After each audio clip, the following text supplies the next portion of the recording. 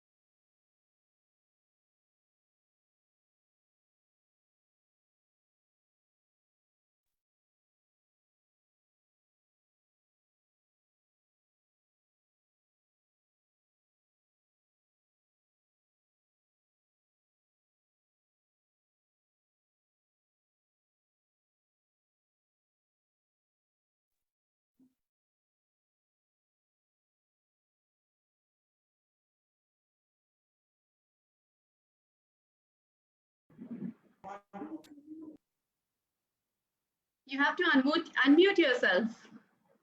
You're muted. Yeah.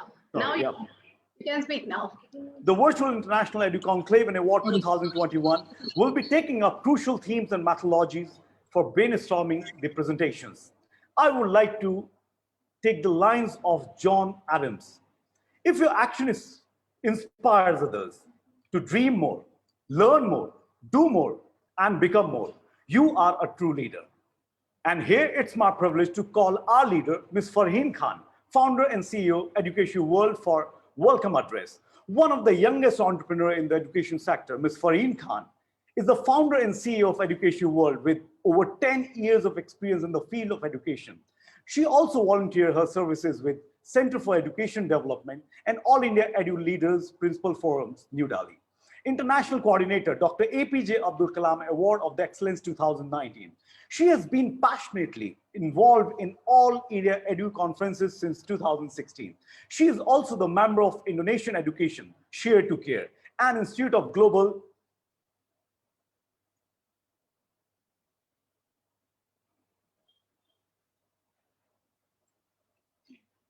Sorry for the interference. International Coordinator of Dr. APJ Abdul Kalam Award of Excellence 2019. She has been passionately involved in all India Edu conferences since 2016. She is also the member of Indonesian Education Share to Care Institute of Global Professionals Indonesia. She had been recipient of numerous national and international awards from New Delhi, Mumbai, Jaipur, Dubai, Singapore, Sri Lanka, and Bangkok. Now it's all over to you, Ms. Farheen Khan. Thank you, Ankit sir. Good evening to everyone present here. With all my heart, I would thank you to everyone present.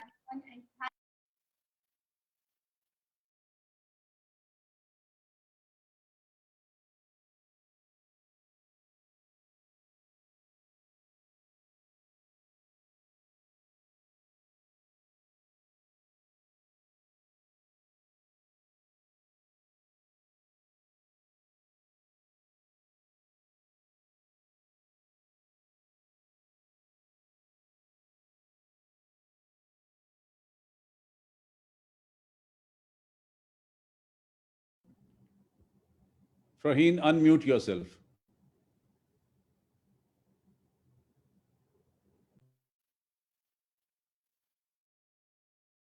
I'm so sorry.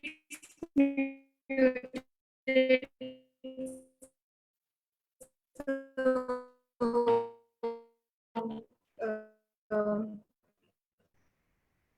evening to everyone present here. With all heart, and I'm extremely happy and pleased to extend my warm wishes on behalf of Education World, and with all my heartfelt gratitude, I would like to welcome our guest of honor, Dr. Sandeep Marga, and a special guest, Ms. Angela Vasila Kau, for being to grace this event. I would also like to thank and welcome all the eminent speakers and guests from all over the world who have joined together to share their knowledge and their vast experience. It's my pleasure to welcome all the nominees today for IECA 2021. We appreciate your valuable presence in such testing and difficult times. Thank you so much. Thank you. Over to Ankit sir, please. Well begun is half done. Thank you so much for this impeccable start. Now I would like to call our guest of honor, Mr. Sandeep Marwa, founder president AFT, Noida, for the inaugural address. I would like to start something about him with such beautiful lines. If you want to serve your nation for a day, cultivate flowers. If you want to serve your nation for 10 years, cultivate trees. If you want to serve your nation forever, cultivate good people. And definitely this gentleman stands for this. Internationally acclaimed, Dr. Sandeep Marwa, sir. Thank you very much. He's an incredible name in the world of films with 7 world records in his kitty. He stands distinct as the founder of Noida Film City and the creator of Marvel Studios. He is the designer behind the Academy of Film and Television, one of the 10 best film schools globally, as the founder of and the producer of the largest number of short films in the world. He has been associated with innumerable feature films, television program, and amateur training films, facilitated over 700 national and international awards for his contribution to the world of cinema. He has trained over 19,000 media students from 145 countries. As the Global Cultural Minister, he heads over 100 national and international media and social organizations. Besides being president of the International Chamber of Media and Entertainment Industry. At present, he is the Chancellor of AFT University of Media and Arts and has been appointed the Chief Scout for India. The world is waiting for your words, Mr. Sandeep Marwa, sir. I request you to please enlighten us. Thank you very much, my dear sir. Thank you for inviting me. Thank you for inviting me to this beautiful, wonderful event of education awards. I'm recollecting 2 lines to start with. कि सभी दिशाओं से शुभ सुंदर भाव विचार भरे नित अंतर पुण्य धरा बन जाए स्वर्ग ये मेरे यत्नों से करुणा कर. Let me explain you, whether it is north, south, east or west, whether you're in India or abroad, whether you're on the top of the hill or you're standing at a seashore, whether you are in a lush green garden and looking at some colorful flowers, or maybe looking at the most beautiful woman on earth. But the fact is, there are 2 things which are much more beautiful than what you can see with your naked eyes. And these 2 things are your thinking and your feelings. And the best part is that both the things are right within you. On this very auspicious day, let's pray, hey Lord, give me good thinking, give me good feelings so that I can do good deeds. And through my good karmas, I would love to convert this earth into heaven. That's what I believe, and I'm sure you will also believe in the same. My dear friends, the fact is, the whole of the education all over the world is nothing but these 2 points. One, enhancing your emotions, trying to build up a better human being out of your student. And second, very important thing, to develop, cultivate a very intelligent mind. And this is what education is all about. Sorry. I'm in education for now almost 27 years. I'm in media and entertainment industry for almost 40 years. And I thank you very much for reading out my profile, which is appropriate. I must thank you. I'm feeling humbled, my dear friends. The fact is that the whole country is going through a very tough time right now. And I think it is the job of all the educated people to come forward and support this country in each and every department. And whatever way you can support this country, it is the need of the hour. Trust me. And I know that a beautiful list of people who've been now going to be awarded on this very important day. And I'm sure they must have done something extraordinary. And being in education is not an easy job, since I am a part and parcel of the same industry. It's a tough job. It's very difficult to be on the top. It's much more difficult to sustain yourself into a position where someone should select you for an award. And my dear friends, I must extend my heartiest congratulations to each and every awardee today who have done extremely well, even in these tough days of pandemic. Most of the education has already been transferred to online, whether it's been school, college, universities, and there is an extra efforts which everyone, every teacher, every educational institution is trying to put in to see to it that that institution should do well, students should do well, in this tough times of pandemic coronavirus. My dear friends, I'm recollecting another two lines कि काम शुरू करते नहीं भय से नीचे लोग, मध्यम तजते बीच में देख विषम संयोग, पर उत्तम वे लोग जो हर दुर्गम पथ झेल, दृढ़ता से बढ़ते कदम बाधाओं को ठेल. What I'm trying to tell you here, see, I belong to film, television, media, art and culture fraternity, and this is one industry where we have never ever bothered to divide the society on the basis of caste, creed, religion, region, color, status, rich, poor, never. We have only one dharma, one religion, and that is called entertainment.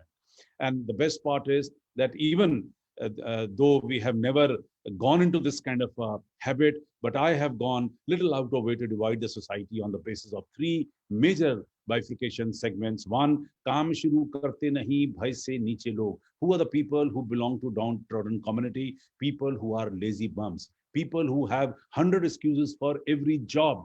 And they are the people, they are the black snakes of the society. You have to save yourself from all these people because they don't work and they will just don't let you work. Please be away from these kind of people. Madhyam tajte beech mein dekh visham sanyog. People with a little push and pull may start to work, but the minute they see bit of the hindrance, bit of the problems, they try to run away from the battlefield. पर उत्तम वे लोग जो हर दुर्गम पथ झेल. People who are the people who belong to top category, people who have zest, enthusiasm, excitement, they have goals in life, people who are hardworking, honest to their profession, people who really want to serve the nation, serve the society, serve the people. They are good human beings, people who really want to achieve something, people who want to touch their targets. I have categorized all these kind of people into the people of the first class. And all these people have one very common factor, and that common factor is a very strong determination. And what a pleasure for me today, my dear friends, to share this beautiful webinar summit, education summit, with all those kind of first class achievers who have done extraordinary well in their life, people who have shown to the world that we can still do it, though there are hundreds of problems around you. With all these words, let me take this wonderful opportunity once again to extend my heartiest thanks to the organizers for giving me this wonderful opportunity to be part of this beautiful program. And also, once again, my heartiest congratulations to each and everyone present here for an award. And I wish them all the best, all the success, and heartiest congratulations. Thank you very much. And before I close, let me speak two lines. कि जिस ओर चले हम मस्ती में झुक जाए उधर अंबर गुतल, आजाद वतन के बाशिंदे हर गीत हमारा है बादल, विविध प्रांत है अपनी अपनी भाषा के अभिमानी हम, लेकिन सबसे पहले दुनिया वालों हिंदुस्तानी हम. Thank you very much. Eternally grateful, Mr. Sandeep Marwa, sir. Your level of quality work and words will remain unprecedented in our heart. Eternally grateful. Thank you. Now moving towards a prominent speaker, Ms. Evangela Vosalakau. Knowledge is the vaccination that keeps you away from the flu of misery. Joining us today, a superwoman and an amazing elocutionist. She is a BA in philosophy from the American College of Greece and postgraduate from the Hellenic American College, United States of America. Through numerous conferences in Cyprus, Greek, Bulgaria, Spain, and many e-conferences in India, Turkey, Indonesia, and Pakistan, she has shared her valuable experience and the words of wisdom. She has recently been awarded the title of 100 Admirable People in Education 2021 by Excellent Magazine, leading global education magazine. Education Excellence Award 2021 by ESN Publication, and awarded by the title of Distinguished Educator 2020 by Educational Leader Award. It was a pleasing experience when she started her work as an esteemed editorial board member of the International Journal of Advanced Studies, advisory international editorial member of the Indonesian Journal, and chief editor in the International Journal of Research in Humanities. It's my honor to request Ms. Evangela Vosalakau. It's all yours, ma'am. Hello. Am I audible and visible? Yes, ma'am. Thank you very much. Greetings from Greece. Thank you very much for inviting me here today to your conference thematizing virtual education. Allow me to share my screen.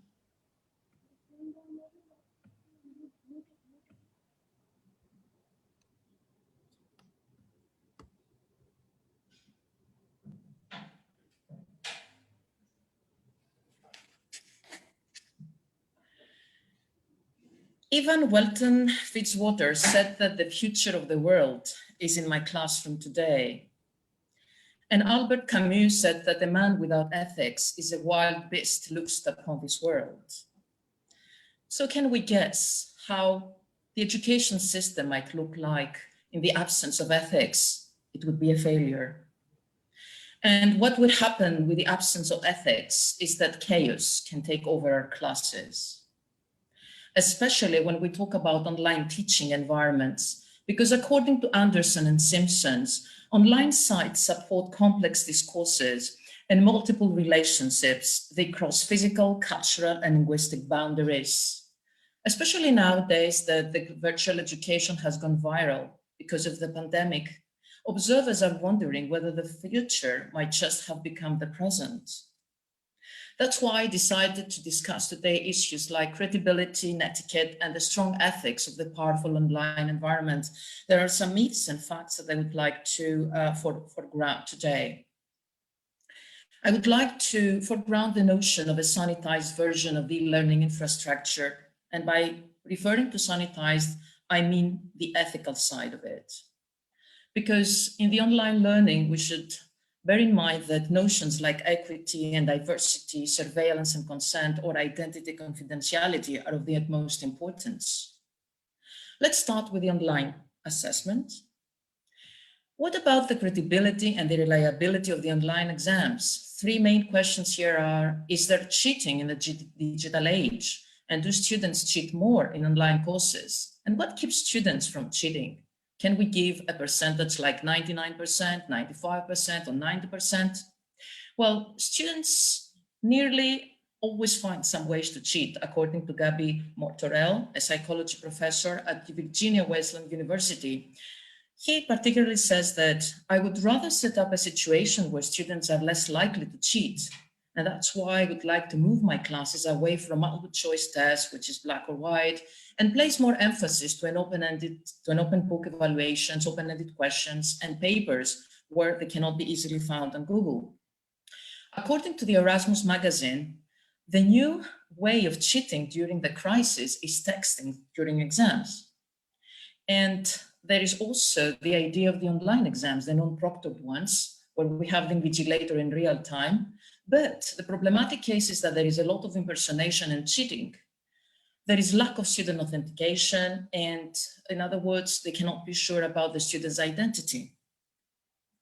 Alternatively, there is the online proctor exams, the live online proctoring, the recording proctoring, and the advanced automated proctoring. But again, there are some ethically valid points we need to have in mind, like the deviant behavior, the cheating. The aim is not now how we can change the offline behavior into online, but look for alternative ways to test the cognitive level of the students. As I said before, it is important to let them make essays, papers, and projects and presentations, any kind of work that requires critical thinking instead of the multiple choice exams or just small open-ended questions. There is inequality. Proctoring presupposes that the student has internet connection, a laptop and a webcam, or a smartphone with a working camera, which is not always the case for all the students. It means that the use of online exams and proctoring could create further inequalities between the students because we talk about the economic status. The ethical point about the free choice argument, there are no alternatives besides choosing to make an exam later. This means that the students have to accept either a delay of their studies, which has obvious economic consequences, and not every student will be in the position of making that free choice. There is also the ethical point of being suppressed effect, the thought of being monitored that can influence performance, because the behavior while being monitored can change, and it restricts students from behaving in a natural way. Proctoring also is an intrusive method, and there are concerns about data ownership. These are sensitive data, so that the student cannot reveal without being protected. Another ethical point is the question, can digitalization lead to the mechanistic dehumanization of education? In other words, making the teachers act as robots, ignoring certain curriculum adaptations? And how can the humanistic educational concept can be preserved? We need to center around the student's humanity. We need to foreground the ethical mind of the moral rights and reduce the cognitive loads to remove all the non-essential content. Because if we just teach 10% less of our educational work, everything can be perfectly acceptable. We must remember that according to Paul Emmerich's friends, equity can not only be defined in terms of curricular outcomes. It is true that students come into our classrooms with academic needs, but these are secondary to their human needs.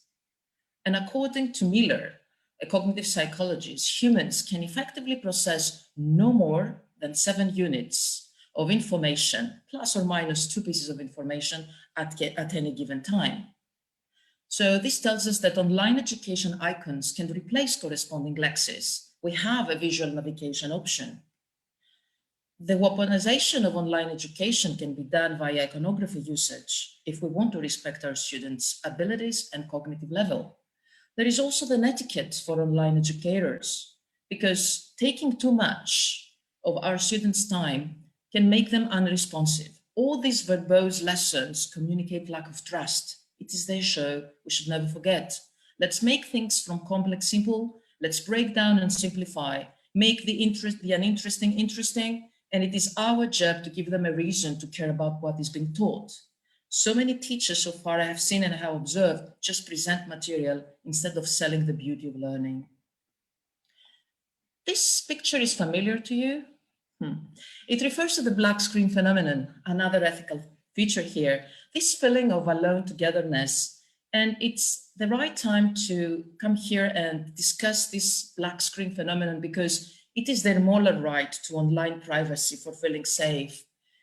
According to scholars and research, they say that we should teach with empathy, neither with judgment nor with grace, because many educators believe that turning cameras on is a pedagogical necessity, and that would make students more engaged.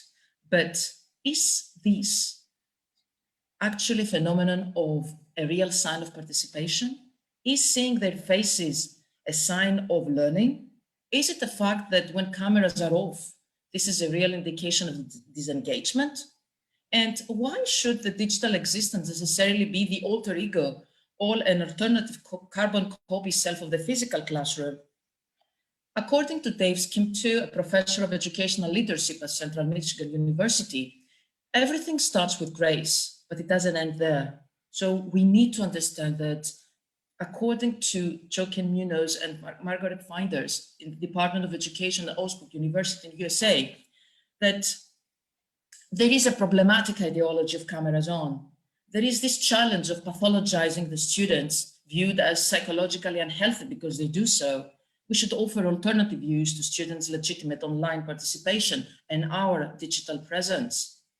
We need to understand that require students to do this is like asking them to let us get inside their homes and private spaces, that this is culturally insensitive, racist, sexist, gendered, and classist.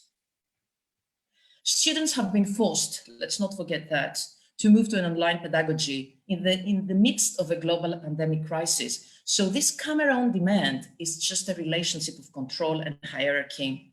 The need to have cameras on, while considered by many instructors as pedagogically sound, and allow me to tell you that initially I was thinking about the same idea and I changed my mind completely because I saw, meanwhile, that this is actually, as I said before, a control relationship.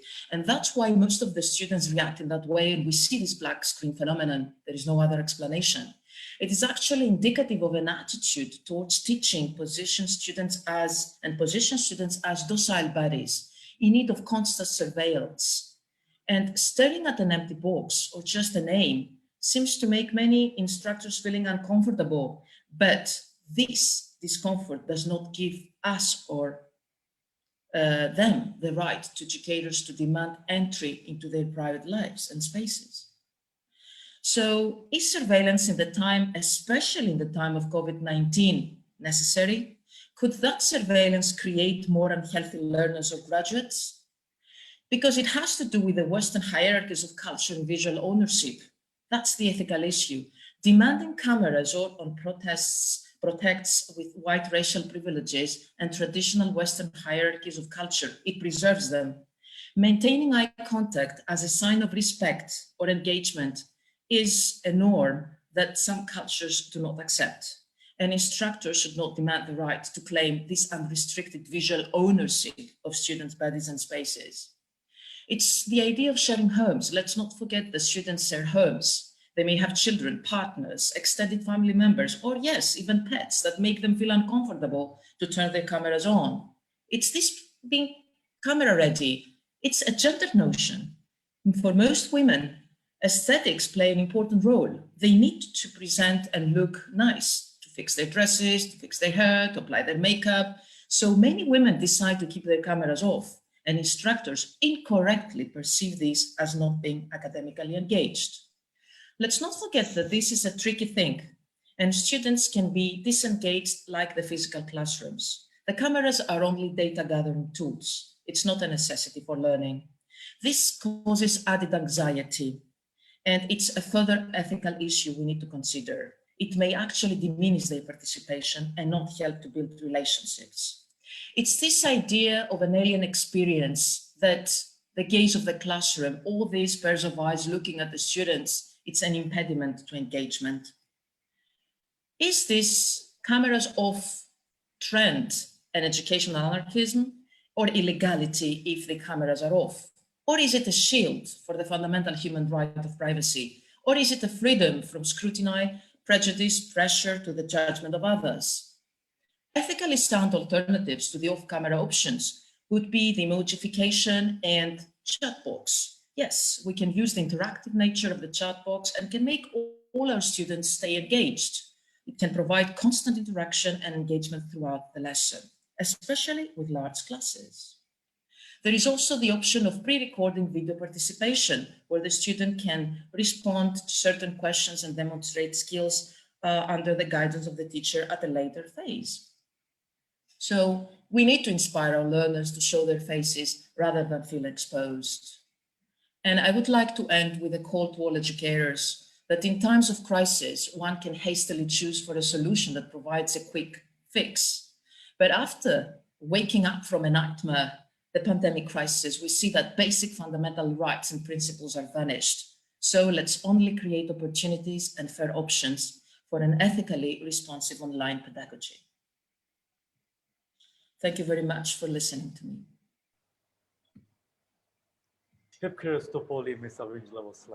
We are honored and pleased to have an innovator like you amongst us.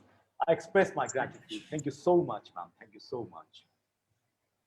Now moving towards an inspirational speaker, Ms. Rohini Aima, to solicit her peerless knowledge with these heartfelt lines by Mr. William Arthur Words.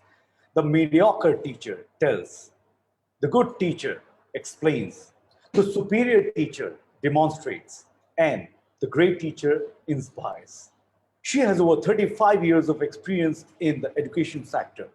She has held several prestigious assignments in the last few decades. At present, she is the founder principal cum vice chairperson of Jammu Sanskriti School, Jammu, which is the outcome of her vision and mission. She believes in constantly trying to adapt and innovate new methodologies to ensure that teaching and learning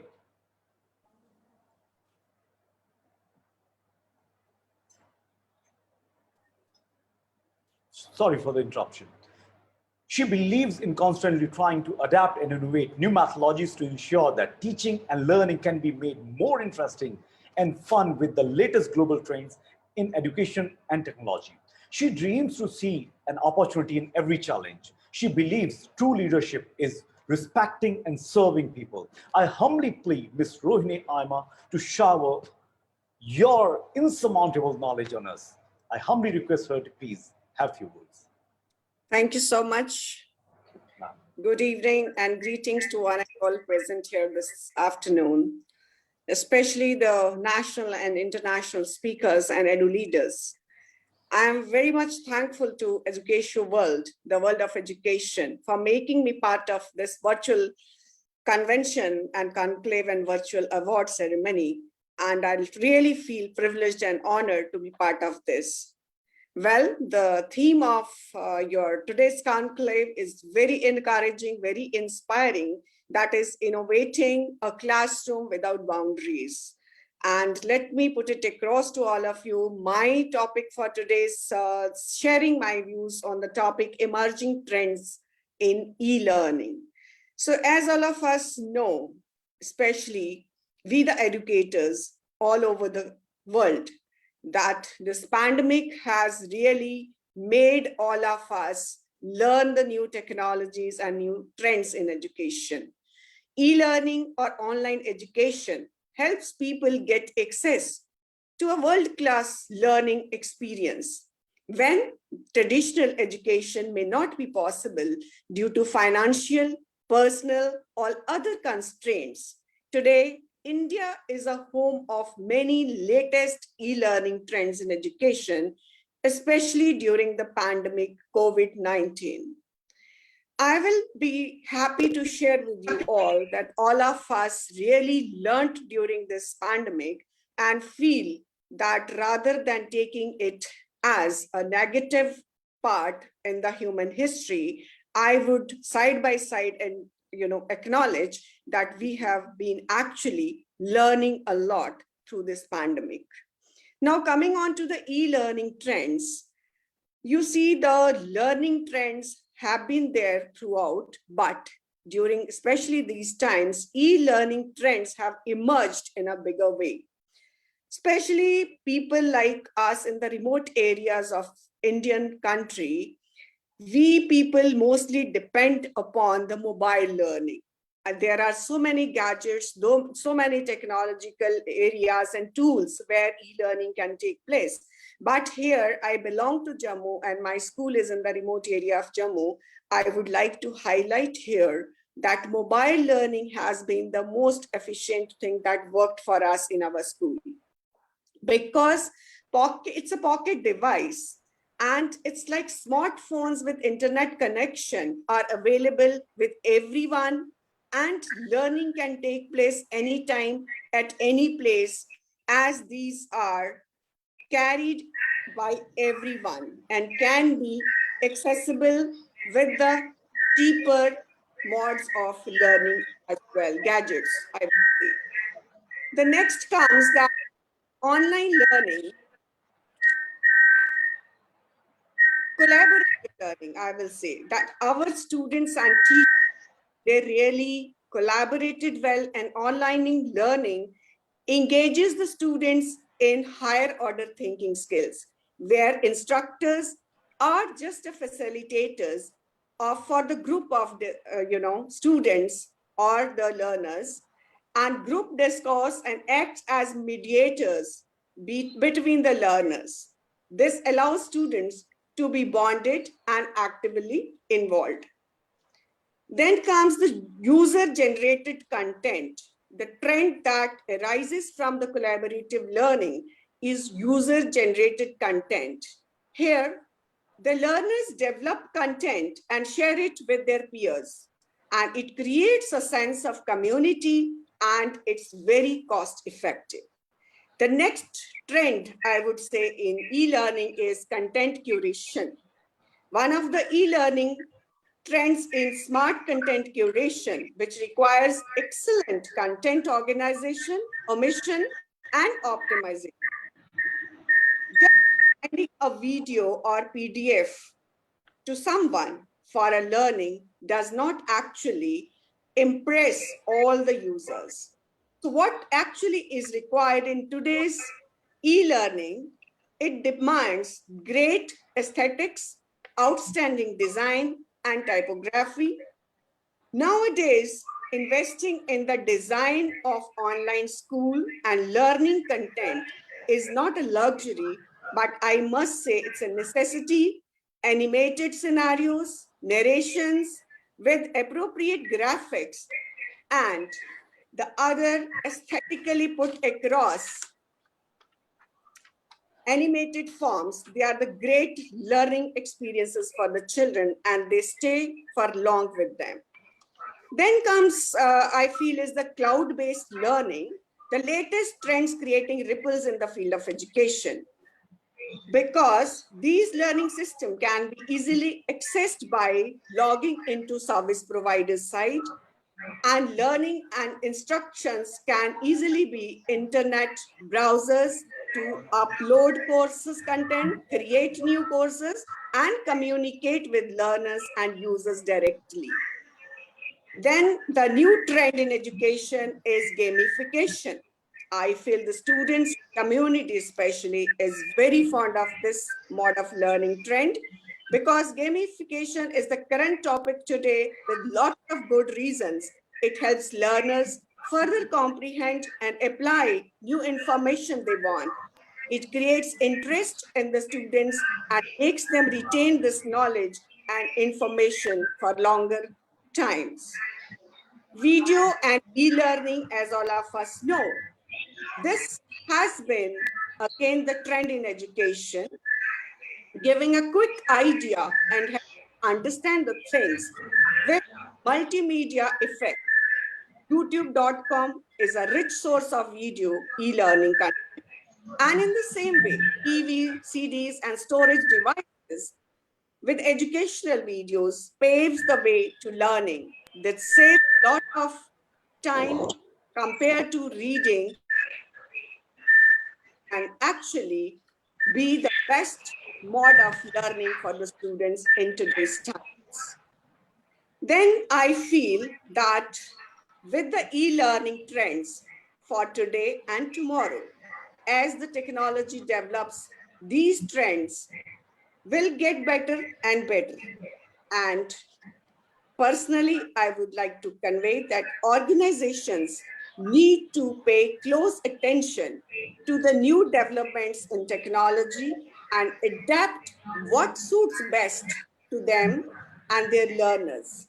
It should be learner-centric, personalized, accessible, and engaging for the students. After all, we also are now at this time, all of us are sitting and having this conclave virtually. So virtual conferences, popular trend again in e-learning, because using artificial intelligence, virtual reality is the trend which is there and which is going to stay forever, because all these are used to show real life examples to the students where things are very expensive and children actually cannot afford to have the real time experiments with them. But virtually, if these things are explained to them step by step, they really are benefited and they learn a lot from these things. Then comes the micro learning, that is again a trend for 2021. And with this growth, its importance both in the private and public sectors.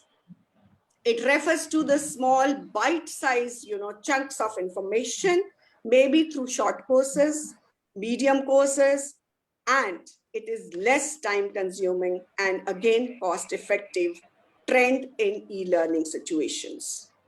With this, I would like to say that all of us, especially the educators all over the world, we must be prepared with the latest technologies being upgraded, developed for the benefit of the students and the educators, and learning trends are going to remain here and for the future as well. So this is what I feel about the emerging e-trends in learning situations. These are going to stay and we must upgrade ourselves into the future upgradations as well. Thank you very much. I express my warmest gratitude to Rohini for such wonderful experience. Now taking up forward for the announcement awards in the categories of Dean, Director, Special Educator, and Professor by the jury panel member, Dr. Radha Singh. Going far beyond the call of duty, doing more than others expect, This is what excellence is all about. It comes from striving, maintaining the highest standard, looking after the smallest detail, and going the extra mile. Excellence means doing your very best in everything in every day. We are going to appreciate such talent, and for this, we have a perspicacious personality, Dr. Radha Singh. Dr. Radha Singh is an accomplished and dynamic educationist and a mentor extraordinaire, and is currently functioning as an education consultant. Her illustrious career spans 3.5 decades. She is also the recipient of several awards, including the Transformational Leadership Award given by the International Organization Limited to the UNED in New Delhi. Now, ma'am, this platform is all yours. I humbly request you, please take. Hello, am I audible? Yes, ma'am.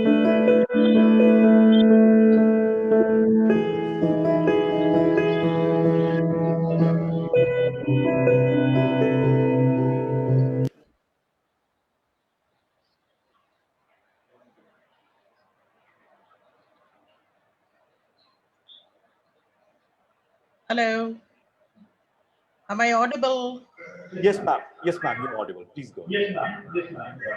So, good evening, ladies and gentlemen. Presenting the first set of awards, the Award of Honor for Outstanding Assistant Director is being awarded to. Can we take up, please, Roland D. Malo? Hello, can we take up the? Yes, thanks. It's being awarded to Dr. Froilan D. Mobo, Philippine Merchant Marine Academy, Philippines, for his extraordinary contributions.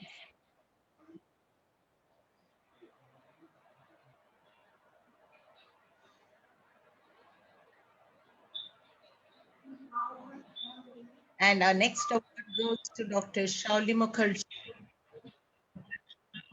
He is being awarded to be the Dean of the Year countrywide.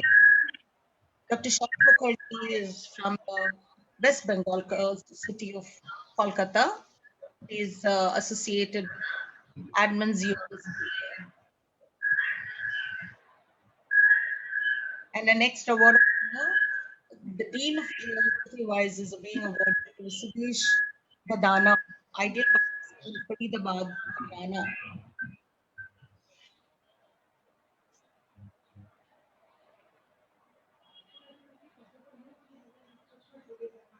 Vinita Sarkar is the next one to be awarded. She is being awarded for the excellence in entrepreneurship for education. She is from Kolkata.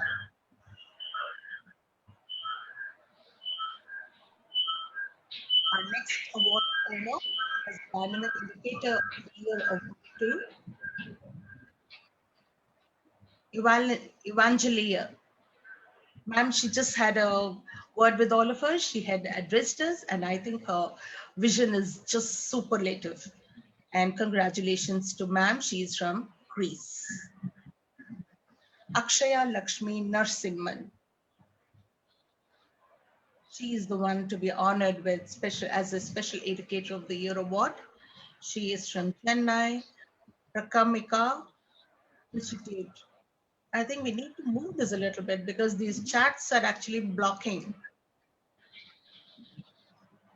The next set of awards is for Jai Shri Kadambi from Sankalp, the Open School, Chennai, for Outstanding Educator of the Year award.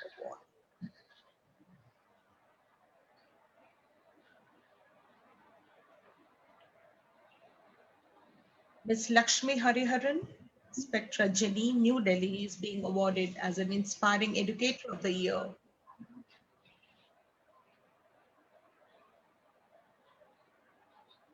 Kaushik Datta of the Institute of, it's getting covered again.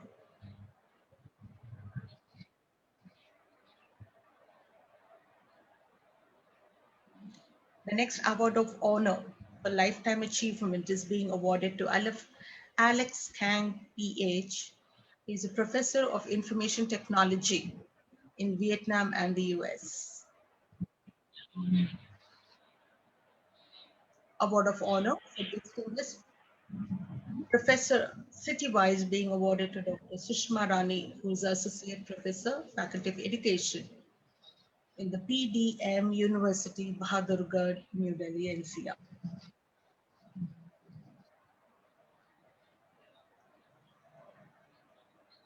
The next award of honor for International Distinguished Professor is being awarded to Dr. Lulaj, University of Zika.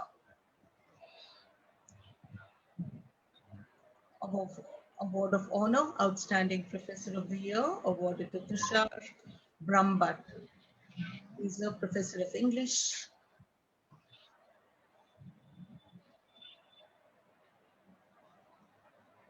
Award of honor, Young Researcher Scholars Award is being awarded.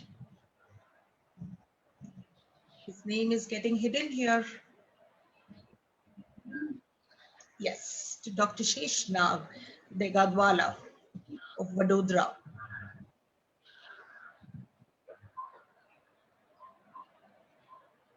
Award of honor for Outstanding Young Faculty Mentor Award being awarded to Tasin Khan, Gyan Vihar School of Pharmacy, Jagatpura, Jaipur.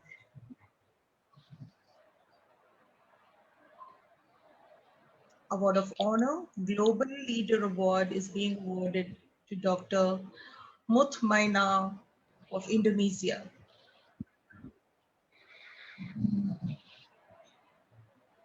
Award of honor, Distinguished Professor of the Year country-wise being awarded to Dr. Muhammad H. Al-Akkad, Malaysia.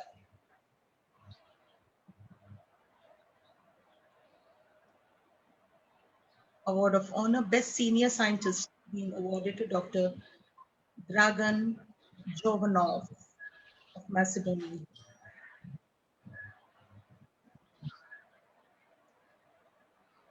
Award of honor for the Best Inspirational Professor Award being awarded to Dr. Fatiha Al-Faragri, Egypt.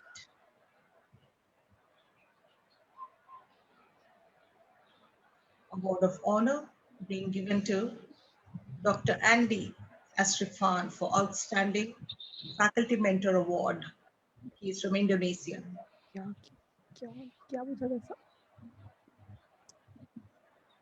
Award of honor, Effective Global Educator is being awarded to Esmat Khorshid, Tanta University, Egypt.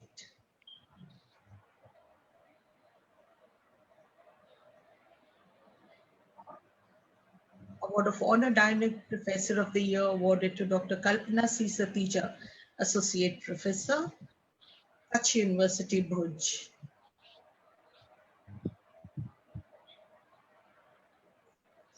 Award of honor, Outstanding Teacher in Research awarded to Professor Resti C. Samursa of Philippines.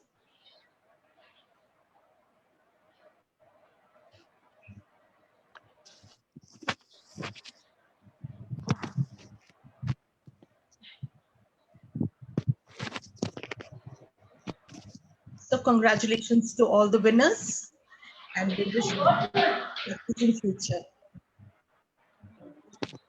Thank you very much, Radha ma'am, for having this perspective in your working. I mean, it's really mind-blowing. Thank you so much, and many congratulations to all the participants. Congratulations to all the winners. All the winners. Thank you so much. Now moving to another international speaker, Mr. Manish. Mr. Manish, the founder director of Buddhi World. The main focus of Buddhi World is on helping people improve their emotional and social competencies to bring more emotional stability, peace, and happiness in their lives. He has worked with prestigious central government bodies, namely NCPCR, National Commission for Protection of Child Rights, SCPCR, New Delhi, Juvenile Justice Board, New Delhi, in the field of emotional intelligence. He is a certified consultant in emotional intelligence from Daniel Goldman, EI, USA. He is a certified child rights from the National Law University, Bengal. I humbly request Mr. Manish Gupta, sir, to please come up here and have your wonderful words, sir.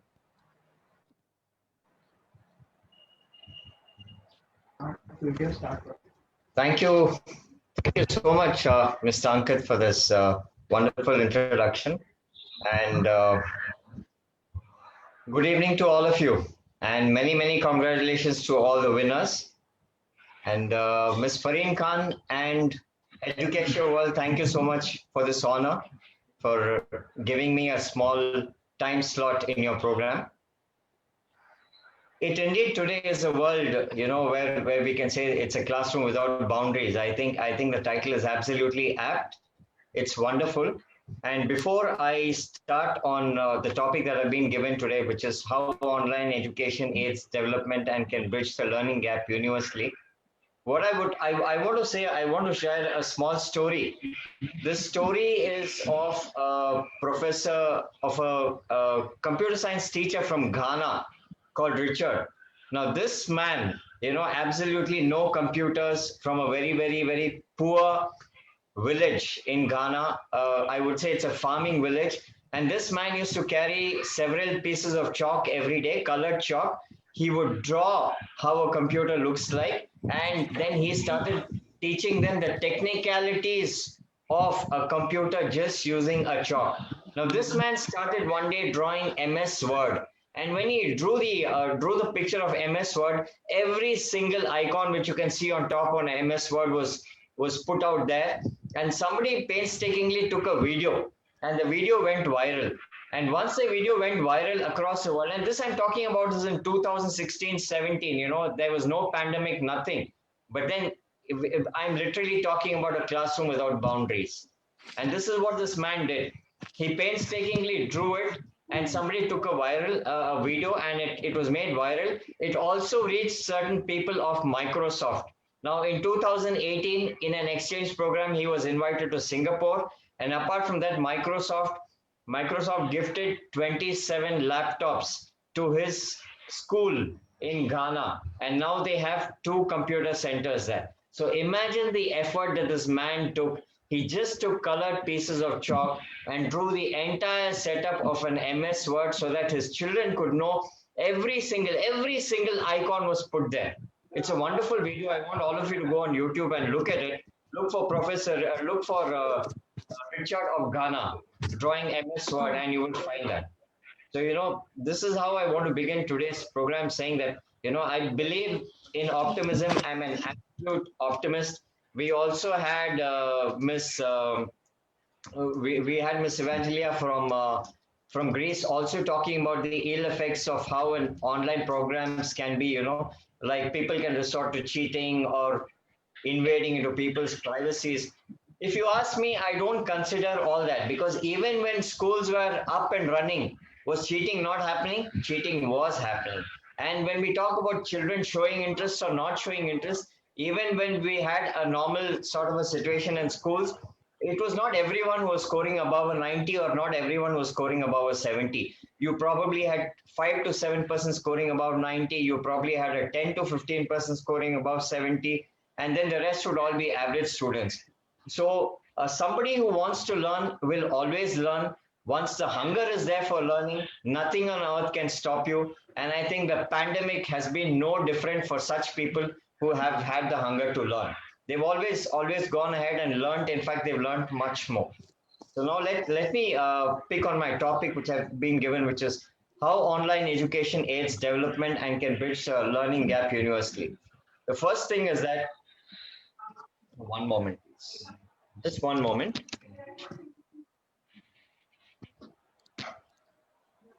I'm just having a small technical glitch. Just give me a minute and I'll join you, please. Yes, I'm here. First, it has improved interaction.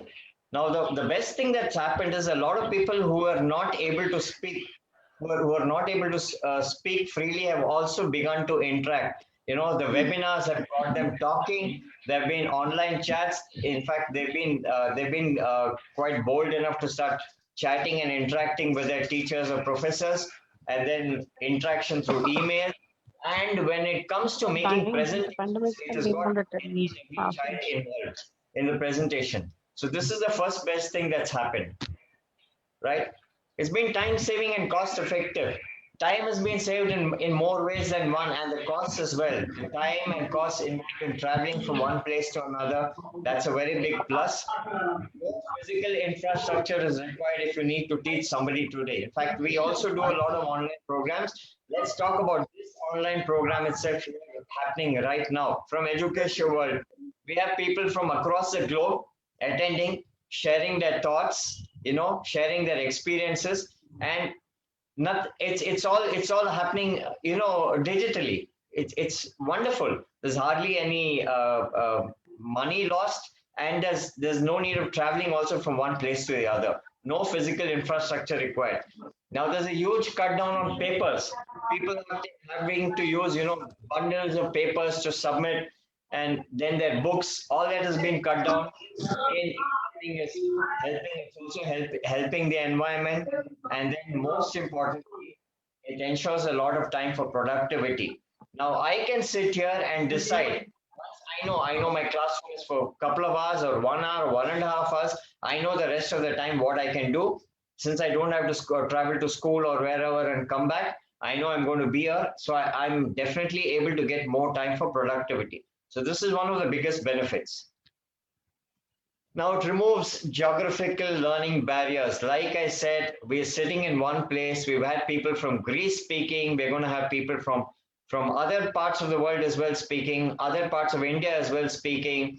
So it's an amazing way for both people teaching and learning as well. And one of the biggest factors that it's been a great advantage to the disadvantaged. Many children who were not able to afford fees to go to school are definitely able to afford 5,000 or 7,000 rupees to buy a smartphone and continue their education. I've also been a part of an NGO where we did a couple of programs to help and buy smartphones for children so that they could continue their education. So the disadvantaged are definitely at an advantage now, and I think this should be hugely appreciated. Allows flexibility in time. See, there are many course formats where everything is already pre-planned. The videos are already shot. You can go at your convenient time and do the learning. I also am currently learning a couple of programs from the US and from the UK. So, I choose my own convenient time whenever I feel like. Sometimes it can be at 10 p.m. Sometimes it can be at 7 a.m. It's left to me. As long as I'm willing to study, I can complete that. So I have the flexibility in learning. It also encourages more people to study when you know that, okay, I have the flexibility of time now. I can study, I can learn, I can do this course at my convenience, and I have that flexibility which was not there earlier. Now people are studying, and it's also encouraging a lot of people to, not to drop out. So because of this, because now people are saying that, okay, I'm able to study at my convenience, some videos are shared, notes can be shared, everything can be done. So people are not really dropping out. This is another one big advantage because of e-learning. Upskilling of teachers and trainers. We watch so many videos where teachers have found innovative methods of teaching children during the pandemic. They have innovated, they have upskilled, and many teachers who have not really actually used computers or laptops before have started doing it so efficiently and effectively now. I think that's one very, very big advantage. And it is also ensured there's a pattern of consistency maintained. So now if I wish to teach, and if I have learners from across the world, from across India, from across my own state, my way of teaching is going to be the same for everyone. There is going to be an absolute consistency in the way that I teach, so that learning can be similar and teaching can also be similar. So this is another very big advantage. Now this, a very big factor here, I brought in the slide on purpose because I am an emotional intelligence coach. And one thing I believe is that anyone and everyone has to learn to become emotionally intelligent. Now, if you have to learn to become emotionally intelligent, the first thing you have to do is find me time. You have to find time for yourself, which, we always give time to the school, to the teachers, to the friends, to the neighbors, to the family, and you hardly have time for yourself. This is one reason why you're not able to sort out most of your issues or your problems. So a lot of people have been able to find that me time, And a lot of people who never ever had that me time for themselves have finally found the me time for themselves. So this has got people to think. Now, if you really want to change for the better, the first thing you have to incorporate is to learn to think, to begin to think. And earlier you were never having time to think for yourselves. Now you have the time to think for yourselves. Because you're able to think for yourself and about yourself, you're able to bring about a more positive change. And this has really helped a lot of people. I've done a few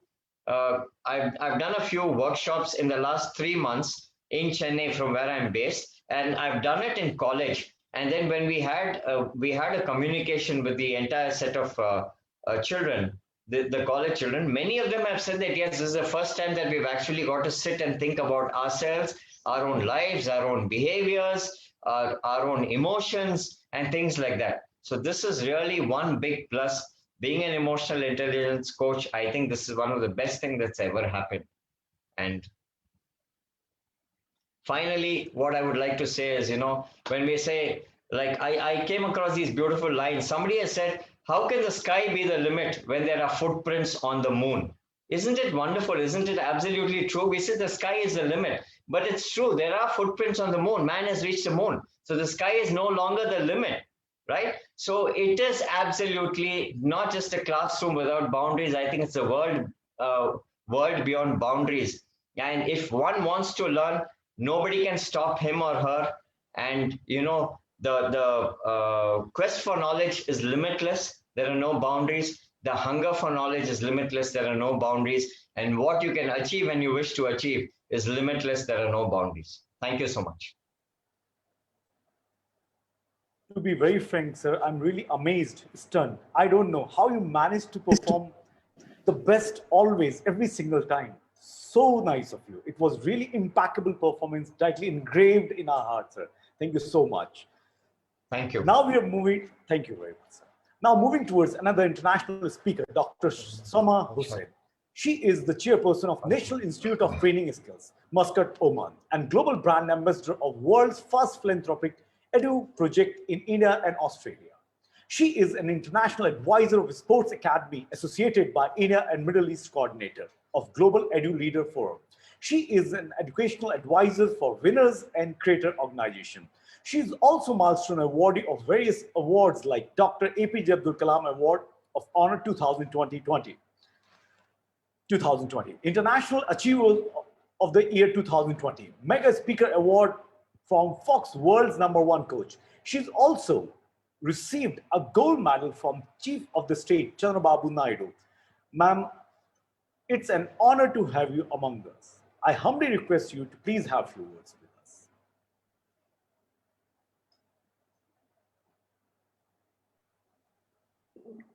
Good evening, everybody.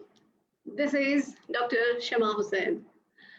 I would like to extend my wonderful thanks, my wonderful gratitude to Education World for this wonderful opportunity to speak, to express my ideas before all of you.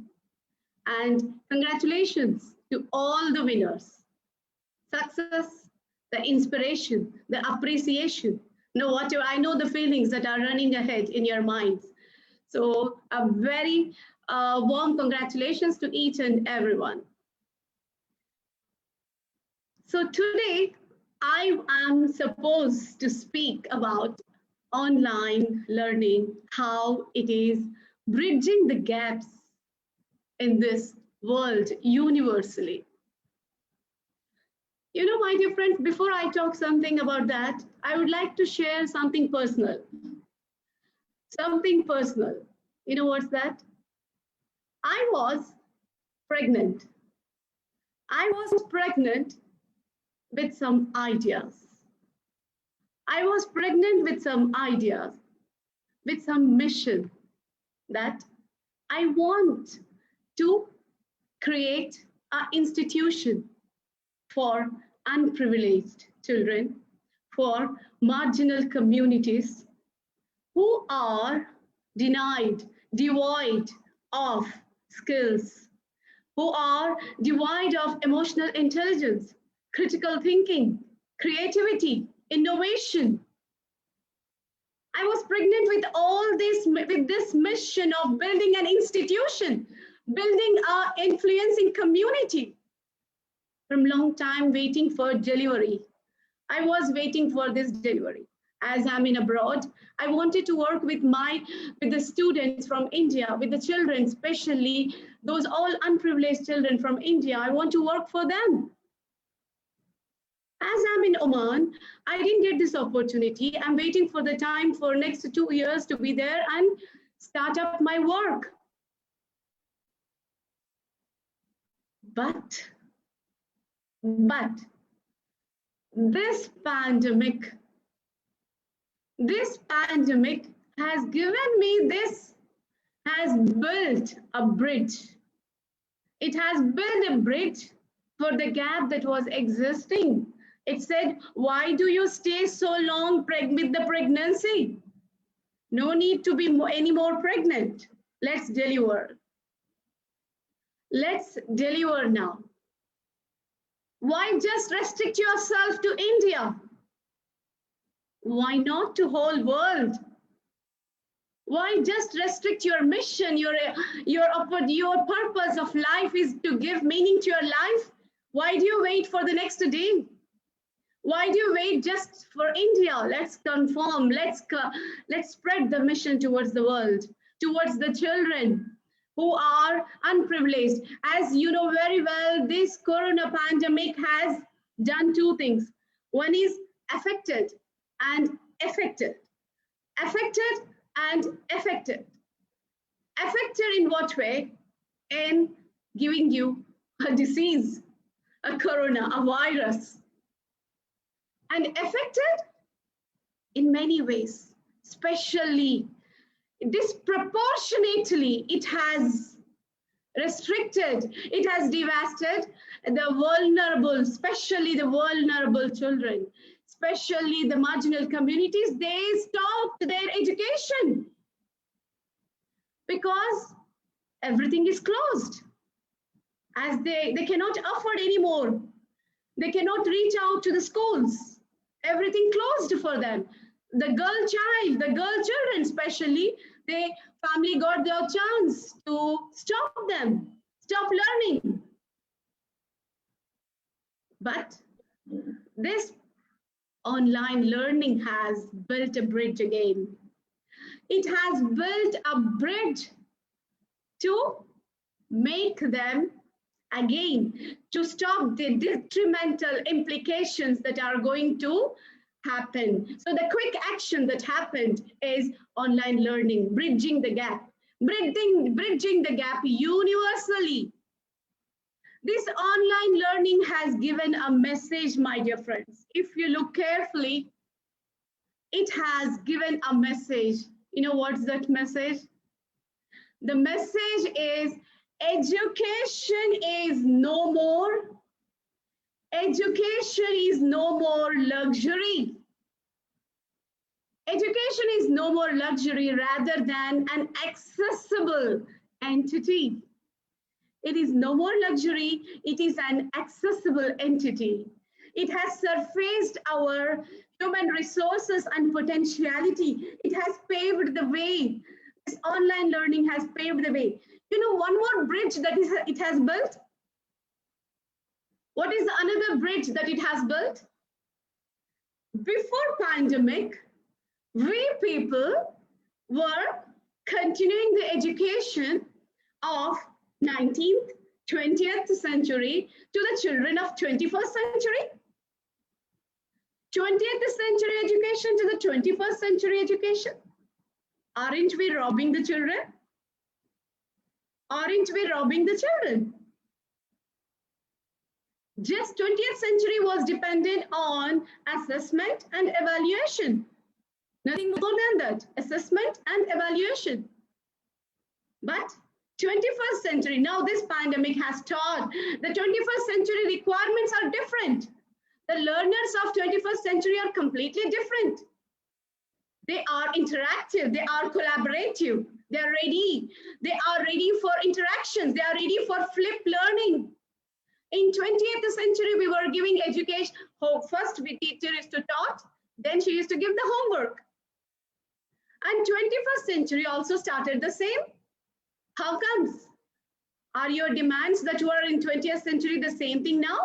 Were you using mobile phones in 19th century? Were you using iPhones? Were you using cloud? Everything is different. Then how you are giving the same education right now? How can the children can face the coming crisis, unseen crisis?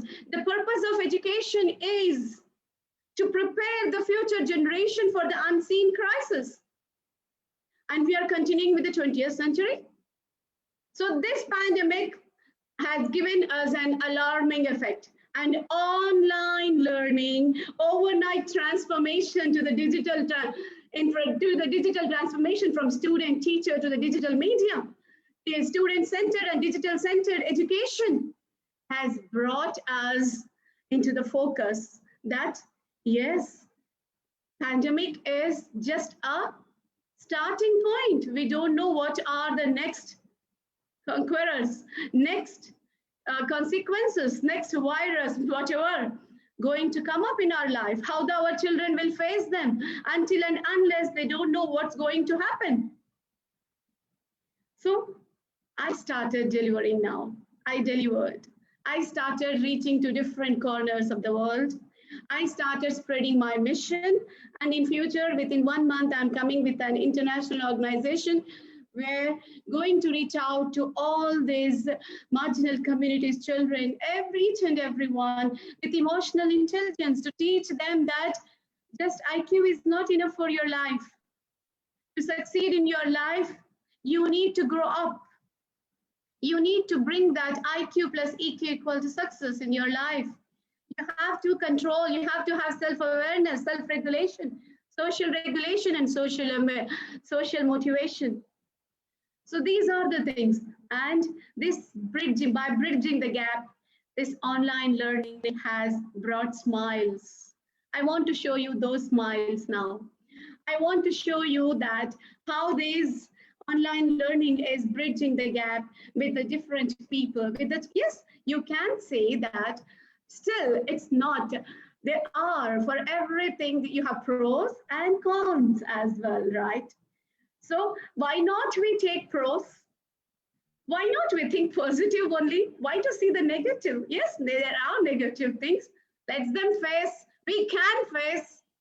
When we believe now from overnight transformation, aren't we ready for this? With the social media, we are doing so much.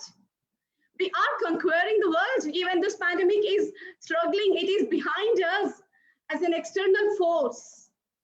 You know, my dear friends, I want to tell each and everybody a very important rule that I follow in my life.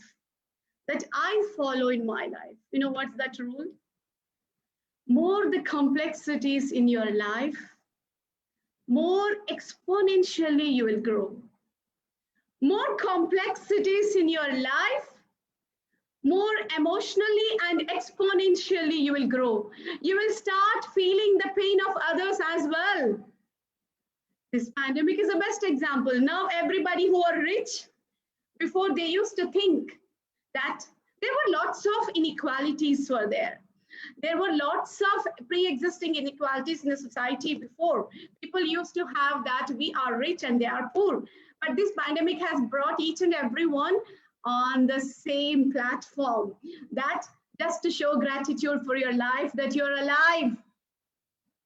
You're alive. That is the best gratitude. Now you don't see anyone going to buy the luxurious Mercedes. Nobody is going for Rolls Royce. Everybody is doing running and jogging.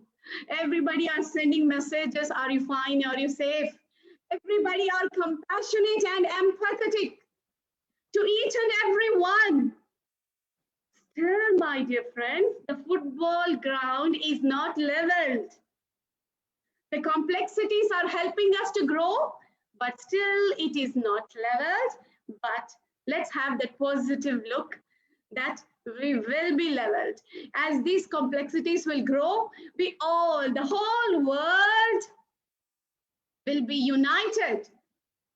Our gender equality will be there. No racial discrimination will be there. no racial discrimination, gender equality.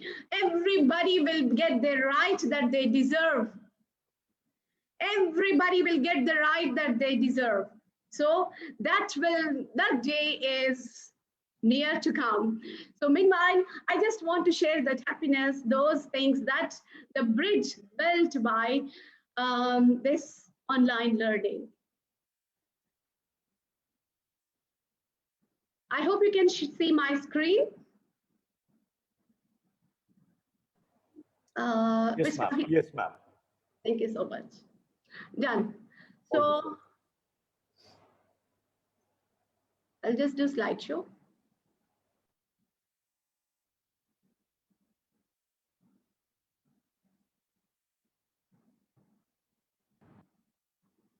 You can see the transformation, overnight transformation through online learning.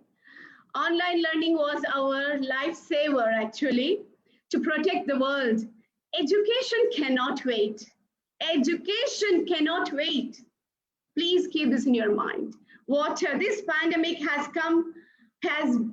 created the boundaries, but this online learning, digital transformation, and all our passion, our resistance helped us to overcome this. So we have stepped in 21st century right now, the real 21st century through online learning. We are bridging the gap. Online learning is helping us to bridge that gap, of education, not stopping the education. We are not closing. We are not closing. Don't say that schools are closed. No, schools are not closed. Education is going on. Schools are not closed, but education is going on. Education, not just gaining the information, not just gaining physics, chemistry, biology. Education is your overall development, your preparation for your life. You are learning how to be resilient, how to face the conditions, how to face when the rain is coming. Don't stand near the window, just get outside and dance in the rain. That's the message I always give to the people. Whatever the discomforts, whatever the peaks and valleys, impediments in our life, let's face them by bridging the gap.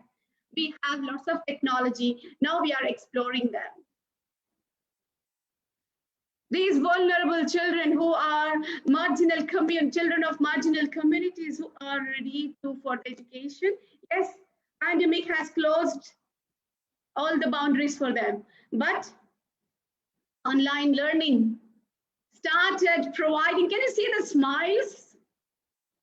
Can you see the wonderful smiles? That's more than enough for if you provide education for this type of children who are craving to have the education. I think that is our purpose of our life. That is the purpose of life. My dear friends, we don't know. Whole world now, corona, you can see every death, every second. Let's work for betterment. Now we are all here. So school management leaders are there, edu leaders are there, principals, directors. Let's have that humanization in education. Humanization in education. Let's create that empathy and compassion in spreading the values of education. Just not think that this is online learning. It is not learning. It is not online learning. It is spreading the values. It is bringing that inner immunity, happiness factor in education. Don't let the children run behind the grades. That is not going to help them. Only that time they will get the award. They will get 98% and 100%. But afterwards, when they prepare, when they go out of the society, they enter into the society from outside the school, this corona pandemic, like this type of impediments are standing over there. How they will run, how they will succeed, how they will conquer. The passion, the compassion, the gratitude that you are imbibing now, that you are impregnating in their minds now, is going to help them. See the smile. See this unprivileged child with a small tab in the dark, sitting and feeling happy to study. See the child in the farm, he is sitting, and one more thing, the education is the purpose of education is to make a child, when he grows up, self-reliant. And economic independence should be the purpose of education, not gaining a 90% or 100% marks. So this purpose is solved here. This online learning is making them self-independent. Why? As a parent, we tell our children, you do the work on your own. Try on your own. We tell them that because we want them to become self-independent. Without us, in our absence also, we want our children to do something, to handle the situations, to tackle the problems. So the same thing now, this online learning is done. See the teacher's happiness and see the children's happiness. A compassionate teacher can build these values. Please, let's not just build the subject. Let's build the values so that they build the happy community. They will build that happiest life, happiness. Why we are living, my dear friends? We are studying to get the job, and the job for what? To get married, and then married, then finally what? Happiness. That is the purpose of our life. Let's bring that happiness which is missing in the 20th century, which is missing. We are making our children just mark driven, grades driven. Now at least let the children explore what is life. Let them move around the world through this online learning. You can see how the children's the collaborative learning, discussions. And there is a technique called as Kaizen technique used by Japanese in teaching. Most of the children, we use this in teaching systems. Kaizen technique. You want to teach them global warming? Don't you judge. Now the role of the teacher should be changed. It should be a facilitator. Don't call yourself as a teacher. Call yourself as a facilitator. As a facilitator, try to give them the chunks of information. What is global warming? Divide the group. Let them use online learning I'm talking about. In online learning, make the children interactive. Tell them one person will form about or discuss about what is global warming, get the information. Another one, what are the effects of global warming? Another one, how to stop global warming. And all together we present the presentation. Let them solve the problems. Let them bring the solution for the problems of the world. Creative thinking. Let them generate the ideas. How to solve the problems that are going to come in their life. See the independency, self-resiliency. You can see even the lay women who works in the fields in India, see how she is also trying to use, because survival of fittest. This is not only if you want to survive in post-pandemic world, you need to survive. You need to adapt to the conditions. Education cannot wait. And so I want to tell you here, e-learning or online learning, E means energy. E means energy, enthusiasm. Are we bringing that?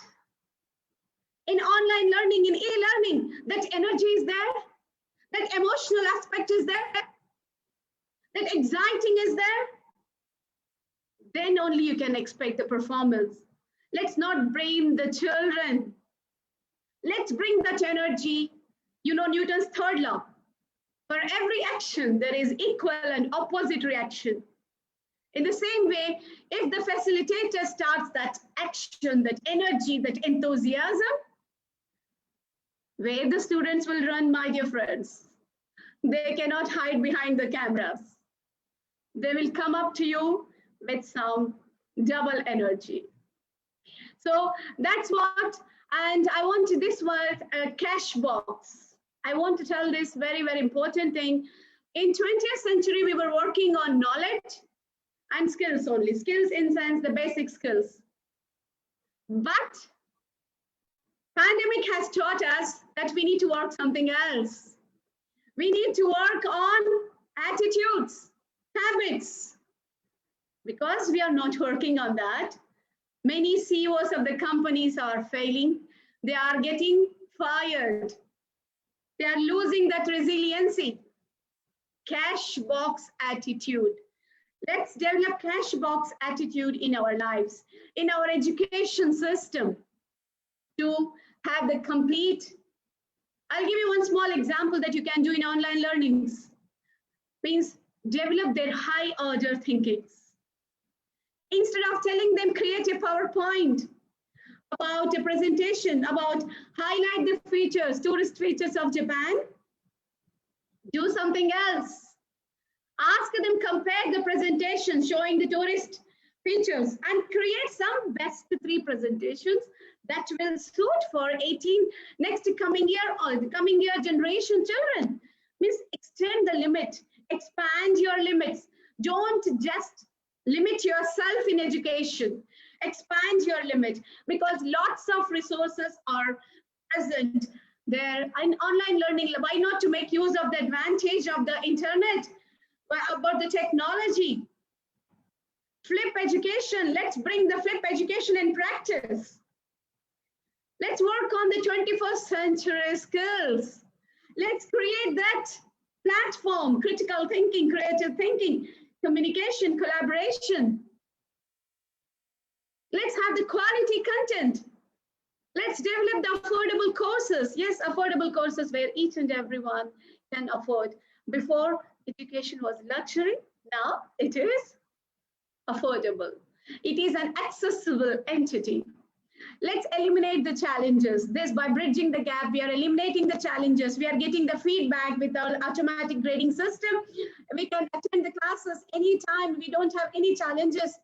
Convenient schedule for the studies, collaboration, because solidarity is always not good, right? Alone, we cannot do anything. We need collaboration. So more collaboration, more expansion, more confidence, more happiness. Finally, we will reach there. And more shifting focus from teacher to the student, and synchronous learning and asynchronous learning. Synchronous learning has, this online learning is working on 2 ways, that is synchronous as well as asynchronous learning. In asynchronous learning, we are providing by fax, emails, means teacher is physically not there, but you are getting information, you are getting materials, everything by asynchronous learning, by computer-based trainings like that. And synchronous learning by telephone, screen sharing, like how I'm doing right now. I'm sharing my screen and I'm trying to transfer the information to you. That is the synchronous learning. So by desktop conferences, there's now today, whatever we are doing is asynchronous. So let's create that platform for the students. Let them analyze how we are bridging the gaps, how we are solving the problems. Let's involve the students. Yeah, as I said, we cannot do everything best every time. We will be having some problems. Yes, we need problems, my dear friends. Otherwise, we'll be lazy. We will be lazy. Chemistry taught us no inert gas elements. Helium, nitrogen, helium, neon, argon, krypton, xenon, and radon, the inert gas elements. They are stable. But the other first group to 8th group and 7th group elements are unstable. So they are striving hard to become stable by ionic bonding, covalent bonding. Yes, by sharing, transferring electrons, they became finally perfect.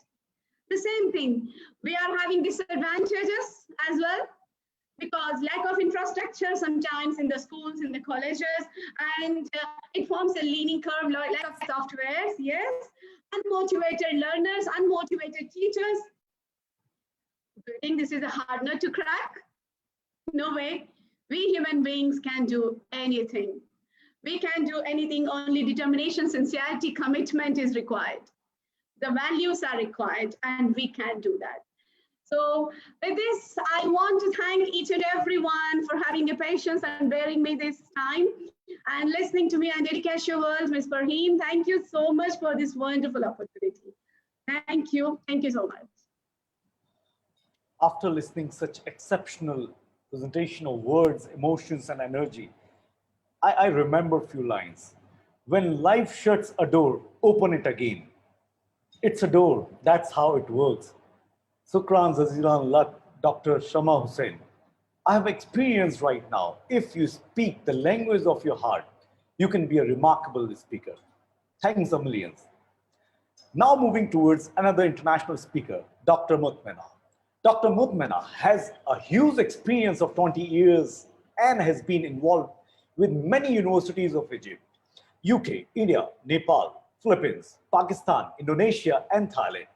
She finally made it an accomplished career with international universities as a deputy director of Quality Assurance Unit, director of International Society of Teachers. Apart from this, she is an international keynote speaker of India, Pakistan, the UK, and Kuwait. Ma'am, it's our honor to listen to you. Thank you. Assalamualaikum warahmatullahi wabarakatuh. Good night from Indonesia. Before I start my presentation, I want to say thanks to all of the principal at India, and also the speaker, moderator, and the participants who still attending in this wonderful international virtual International Edu Conclave and Award 2021. Congratulations to the winner. So allow me to share my screen.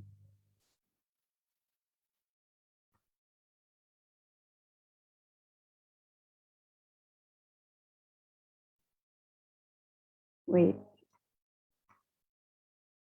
It is visible.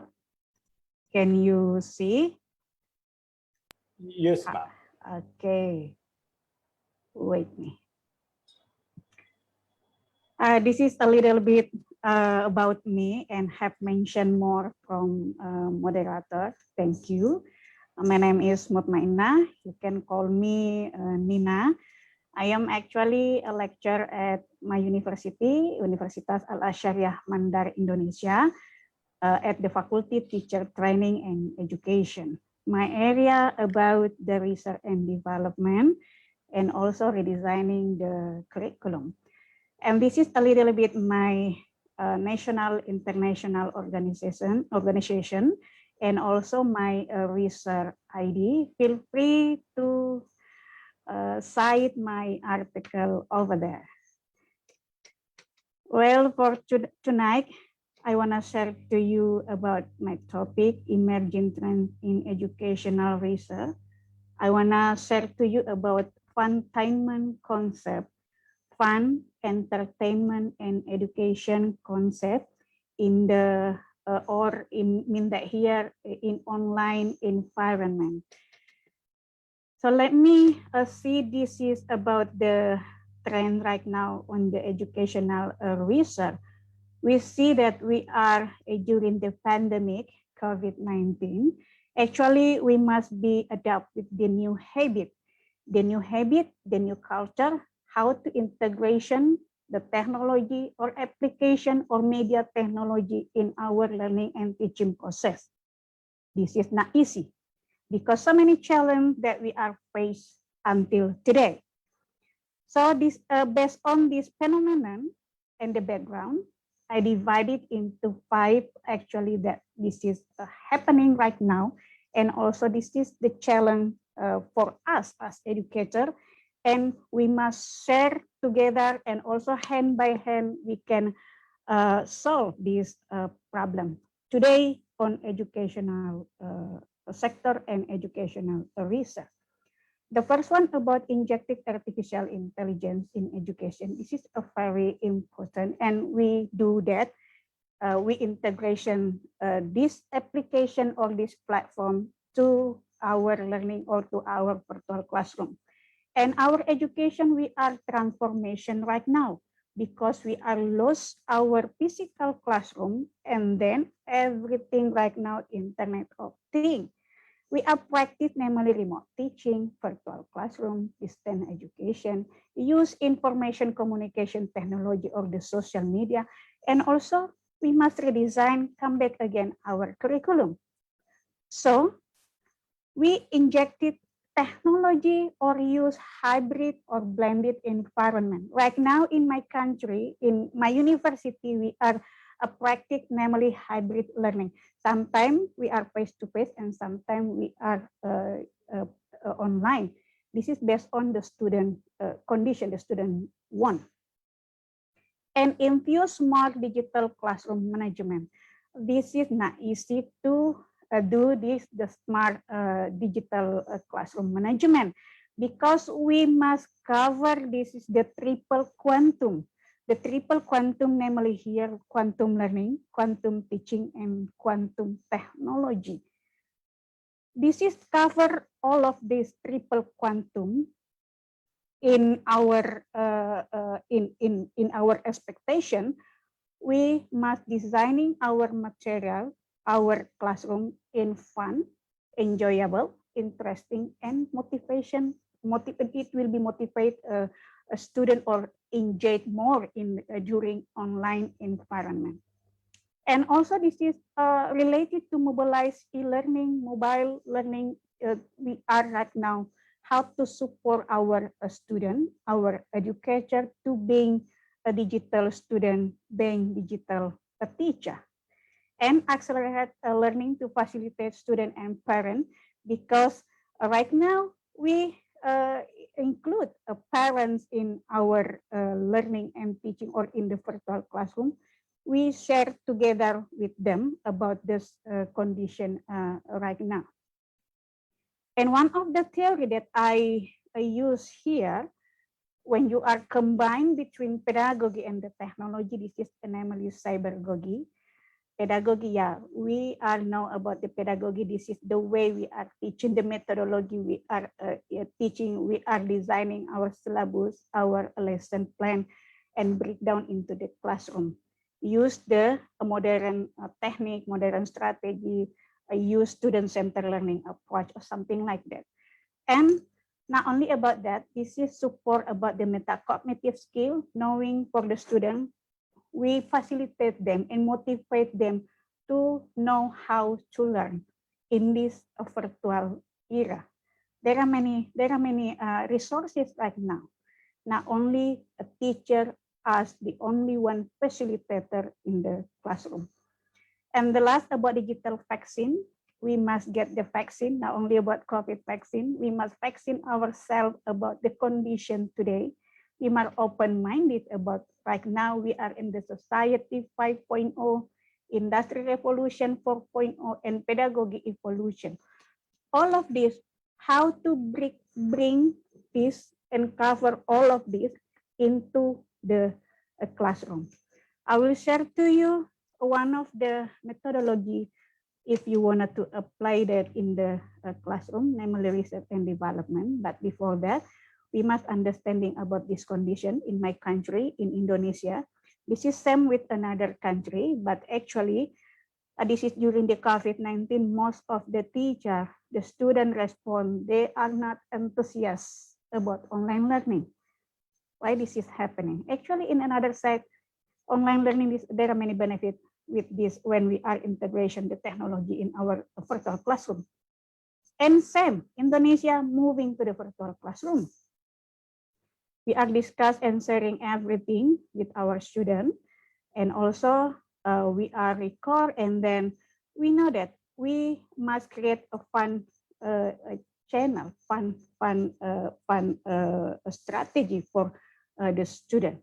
This is not easy to make them fun and enjoyable in a virtual classroom, because our interaction, our communication with the student very limited when we are doing online learning by using Zoom, for example, or Google Meet, or Microsoft Soft, for example. So this is in Indonesia, same, still in my country. Yeah, actually, most of the educator in Indonesia, this is a show based on the data, the information. The challenge in Indonesia may be same with another country, but I'm still here talking in my country, Indonesia. We are developing country. We are 50% of Indonesia area. We are in the blank spot. blank spot here, namely they don't have device, don't have internet connection, and also don't have smartphone. This is the challenge, the big challenge in Indonesia condition until right now. So we must be patient to support and support, and we need our ministry to facilitate them soon about this infrastructure or ICT infrastructure. This is the condition today, yeah, right now, about this is the COVID-19. Right now, we are in the 2021. Yeah, the infrastructure, this is really very important for us, yeah, Indonesia. And the intersection, this is the theory and the concept about the intersection between pedagogy and the technology right now. This is about the system change. Indonesia still adapt with namely the new policy from our Ministry Education and Culture, namely here freedom to learn or Merdeka Belajar. Merdeka Belajar means that here how to use all of this into our lesson plan or our syllabus, how to adapt and use or integration the technology in our learning and teaching process. Yeah, we know that technology right now, this is unstopped. This is 24 hour, this is available 24 hour. How we are manage our time, and also we can do it as one of the problem solving in our real life. And this is the theory that supporting when you are integration between pedagogy and the technology. This is the name cybergogy, the theory from Wang and Kang. There are three factors that supporting cybergogy about the cognitive, social constructivism, and emotion. Yeah, emotion. This is the emotion. I'm very interesting about this factor about the emotion, how we are right now know about our student emotion and engage their emotion in online learning environment. We must consideration about the student feeling, how to motivate them to have more confidence in this situation, for example. And also to support about the cybergogy, this is how we are designing our material, and also we wanted to achieve the Bloom taxonomy of the higher order thinking skill. Why this is very important, the higher order thinking skill? Because we are in the industry revolution 4.0. We must facilitate our student, not only our student. We are as educator with the 21st century skill, and we believe that in education, this is not only about the transfer knowledge. We must facilitate, we must learn our students with the skill, for example, yeah, facilitate them and train them how to use the technology in their learning and in their real life. And also we must have authority as educator to developing their character, the value, the habit, and the behavior. For example, this is the pedagogical well, because we are in the transformation education, and also pedagogy, this is being digital, and this is the pedagogical well. This is the clue if you wanted to use the application or the media technology here to achieve the Bloom taxonomy. But remember, this is the Bloom taxonomy from lower order thinking skill until the higher of the thinking skill, have a different action, different activities, and maybe different technology or application. For example, if you wanted to ask your student to remember and understanding the action, you can ask them to describe or explain, for example, or classify. This is lower order thinking skill if you do that. And the activities that supporting to to do this action and to achieve the lower thinking skill based on the Bloom taxonomy, you can use the activity ask your student to googling before they are describing the concept. You ask them, you tell them to googling in the Google. And also, yeah, the one of you can use Google. Choose one of these application. The modern technology. Why we must use the modern technology? Because we must understanding our student condition today. They are in the generation. They are Gen Z or Generation C. They are born digital. They are familiar with the tablet, the smartphone. They are born digital. So how we must support this condition? Come back again. We are as educator, we must change our teaching style. We must teach them based on their condition. They're Gen Z, they are Gen Z, so many here, the data, they are familiar with the smartphone, social media, and many platforms here. And also, they are multitasking, they are they need the simple interaction, and also they are very active. Actually, they are very active. Yeah, we must change our learning, our teaching style. They are familiar with this anomaly, the social media. And also, we must facilitate them to, how they can be autonomy, their self, they can be self-direct their learning in the learning process and self-determined, and also they can mobile their self in learning. And this is the virtual era. We must understanding about the student learning style, what is their learning need, and also what is the familiar technology that we can be used in the classroom. Everything, all of the technology is good for us, but we must use based on our need. For example, yeah, we understand right now ICT, this is the globalization and commercialization in education, and also we can do that.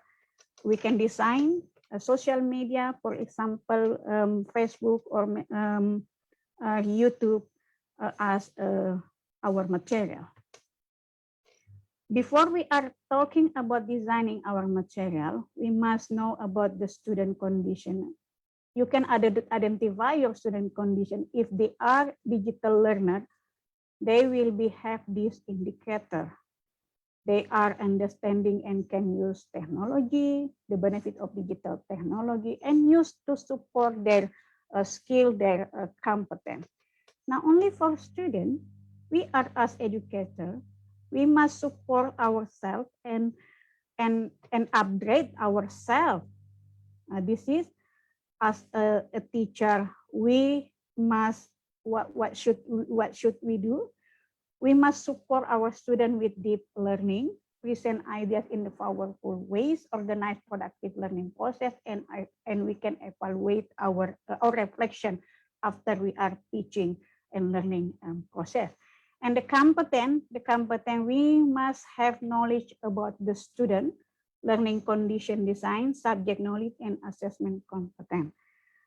We must do this because, yeah, we are teach a human. Our student, they are our subject. We must understanding their condition. What is they want? What is they need? What is make them fun in the classroom? This example, the data here, so many research about the use of social media in the classroom today, like Facebook, Instagram, Twitter, Blogger, Blogspot, or YouTube.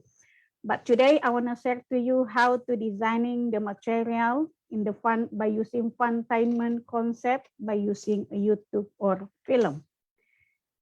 When we are applying, namely here by using a YouTube film, actually this is related to the edutainment, entertainment, and education concept. This is the concept to break down in the classroom. because we know that edutainment, this is the contribution for the future education. And yeah, this is happening right now. In edutainment concept, we can be use games or virtual reality, augmented reality, mixed reality. This is for gamification. And also one of the methodology that we can use here based on the research and development based on, for example, the instructional here by using Assure model. This is the Assure model. When we do that, it will be supporting to achieve the Bloom taxonomy in the classroom. This is the data why very important to designing the material by using a film or social media. This is, for example, this is the data January. This is the world data. Most of the people in the world, they are Facebook, YouTube, WhatsApp, and Messenger. This is the highlight of social media that are familiar and always they use in daily activity. This is very interesting. This data very interesting, and how we are as educators, as a researcher, identify this phenomenon and use this effect, this data, to designing our material in the classroom. Again, come back in my country, in Indonesia.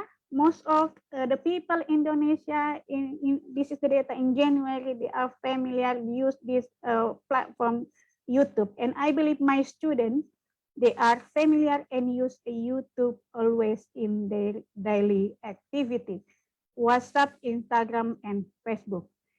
And based on this condition, we can designing the material by using a film, for example. They are like watching online videos. And they are, actually they are familiar with the YouTube, mostly not only about watching online film and marketing and many more and business. They are used YouTube today. And YouTube or film, we can use in the classroom designing our material by using film, because film, this is supporting 21st century skill. This is the communication, collaboration, critical thinking, create until we achieve the learning outcome. In communication, this is effective listening and delivering oral presentation. Collaboration, this is flexible, cooperation, responsiveness, and doing a teamwork in the classroom. Critical thinking, we can ask our student to giving the information or their interpretation, and also they can be generate their idea into the new or give the innovation or something new or a novelty to create the new concept, for example. This is the data based on in my university. Why I say I want to share to you my experience when I developing the material by using film or the social media, because my student condition, my student characteristic, they are very like, because I'm teaching English, they are very like learn English by using film. This is the data from 319 students choose this answer or reply this questionnaire. By using film, based on the research and development, what should we do? How we are develop our material based on this condition, the phenomena. We know that our students, they are in the Gen Z, they are familiar with this social media. And then the conclusion we finding here, they are like, or they are more engaged when we are use a film. We have get the new information and we plan. Right now we will be planning about how to designing our syllabus, our lesson plan, our classroom, and also what is the technology or the media that we can be used in the classroom. And we develop the primary form of the product. One of the product in education, you can designing or developing the new model of teaching the product. This is the product of education, the new product, the model of teaching, or the book or module. And you can test in the small classroom. After that, this is the main product will be revision, some revision until you dissemination, and experimentation in the classroom, your new product. Yeah, the product, this is based on the student want, the student need, the student condition, the student learning style. We identify and analyze them. One of the method, the model, interactional model based on the research and development, namely ASSURE. ASSURE, this is the acronym from Analyze Learner, set objective, select method, media material, utilize media material in the classroom, require our learner participation, yeah, by using discussion or small group activities. And in the last semester, we can reflection about our learning and teaching process. And when we are designing this material, not only ourselves to designing, we must consideration and we must engage the student together to designing, because in teaching process, this is not about what we want, but this is about what is the student need, what they want, and what is actually their competent need to be improved. After you identify your student and then you choose together with your student the method, because they are generation T, they more be active in the classroom, how to engage them be more active in the classroom. Yeah, you can choose one of the approach, student-centered learning approach, for example, project-based learning. You can select the method, the media, and the material together with your student. And I'm doing that. Yeah, why this is very important, the concept of why we must listening the student voice and choice. This is the concept. Yeah, we can designing our material based on the student interest, the student passion, and the student talent, after we identify what is actually they are learning style. If your student, they are learning style visual, you can designing your material by visual media. Yeah, come back again in my student condition. Yeah, actually they are visual. They are more engaged when you are teach them by using a film. This is the example by using film in the classroom. And this is the namely here the lesson plan. I hope you can adapt this. This is the film. I give the student film. Before the student watching the film, I ask them to understanding about the volunteer, because this film talking about the volunteer. In belum taxonomy category, this is in understanding category. While the student watching this movie like this, we ask them to remember the film chronology. They will be remember what is the film, actually the concept of this film. In the presenting, you can ask your student to brainstorming. This is they are create brainstorming to analyze the word related volunteer concept, like the synonym or antonym word. Yeah, for example, this is in teaching English. And also in the practice, the student, we can ask them to discuss about this film. What is actually this film story about? This category in applying. And in the production, the student, we can ask the student to write a composition based on the movie they watch it like this. And then we can ask them to retelling this the film and ask them about their opinion about this film. I think when they are give their opinion, they are actually critical thinking.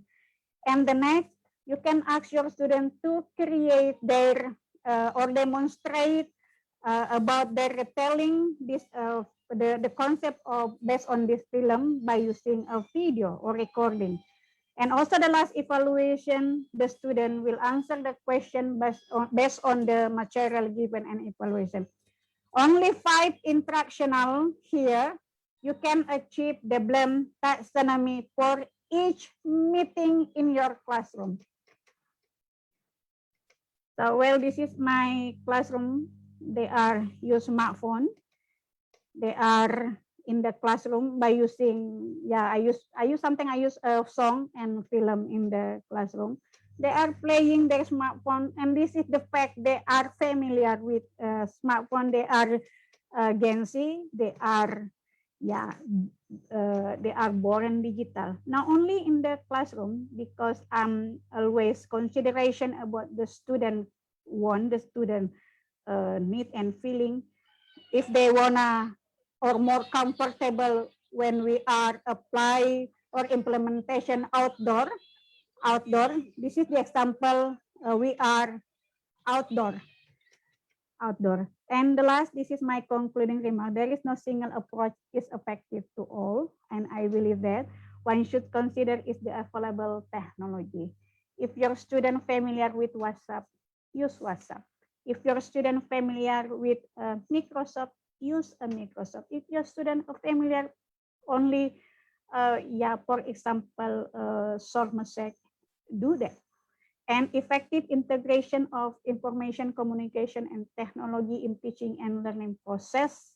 This is about the teacher or educator competent, how they are designing the teaching, pedagogic, and content knowledge, how they are designing from syllabus and the activities until the assessment. And we believe nothing can replace a teacher. We use the technology for make our learning and teaching process more practical, effective, and efficient. Thank you for listening to me tonight. Assalamualaikum warahmatullahi wabarakatuh. Thank you. Terima kasih banyak, Dr. Mutmena. I'm really indebted. Terima kasih. Sama-sama. I'm indebted for this incredible sharing of your knowledge. Thank you so much, ma'am. Thank you so much. Namaste. Now moving towards the announcement of awards categories for principal, school, and institute by the jury panel member, Mrs. Bella Gupta, ma'am. The will to win, the desire to succeed, the urge to reach your full potential. These are the keys that will unlock the door of personal excellence. Mrs. Bella Gupta is a postgraduate in chemistry from University of Madras. She has earlier worked as a merchandiser and has conducted training sessions for the retail industry. She is in charge of developing new content for current and future programs of Buddhi World. She also handles POSCO workshop for the senior students. Now, I request you to be the captain of this flight, ma'am, and take your charge. Thank you so much. Thank you, Mr. Ankit ji. You're welcome, ma'am. Good evening to all. I'm here to present the next category of awards on behalf of Educatio World to principals, professors, and educators. The first award of honor goes to Dr. Naveed Anjum, Principal DP and ISC, Bhakkar, Punjab, Pakistan. The next award goes to Dr. Radha Singh, former principal member and inspirational educational coach, New Delhi, towards our outstanding contribution. The next award goes to Dr. Steve Christopher, Philippine High School.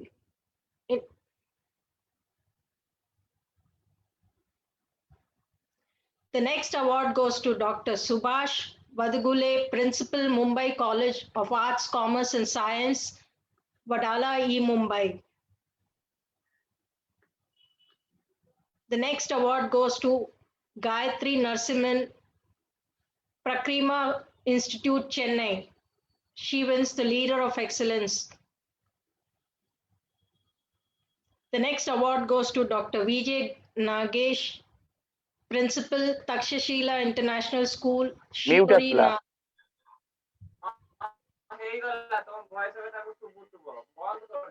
Am I audible? Yes, ma'am. Please go ahead. Thank you. Thank you.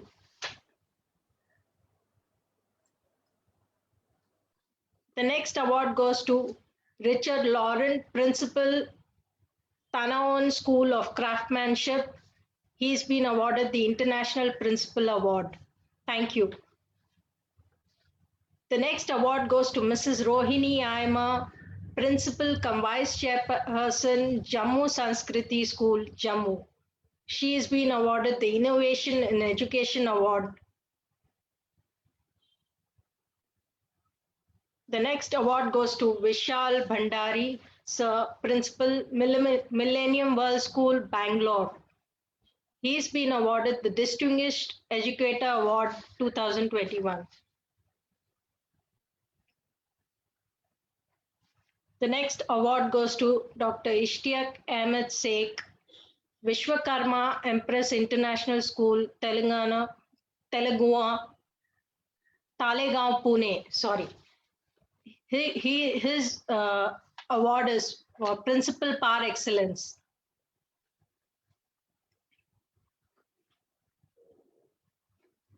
The next award goes to Mrs. Anju Ajmani, Mascot Public School, Sagar, Madhya Pradesh. She's been awarded the Leadership Excellence Award 2021. Thank you. The next award goes to Dr. Arvind Kumar Jha, former principal, Bharatiya Vidya Bhavan, Allahabad. He's been awarded the Promising Leader in Indian Education Award 2021. The next award goes to Brother Shahjahan Anthony, Principal, Little Flower High School, Hyderabad. He's been awarded the Iconic Leader Award 2021. Congratulations, sir. Thank you. The next award is awarded to Dr. Manikinkar Patnaik, Principal, Gyansthali Academy, Patnaik. The award is Innovative you, Principal of the Year. Congratulations. Thank you.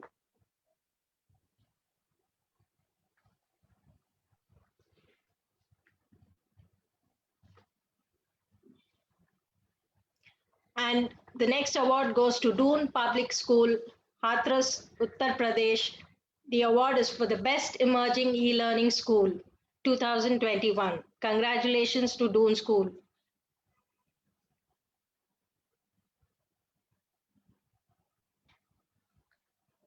The next award goes to Mascot Public School, Sagar, for the Best Emerging School of the Year, City-wise, 2021. Congratulations.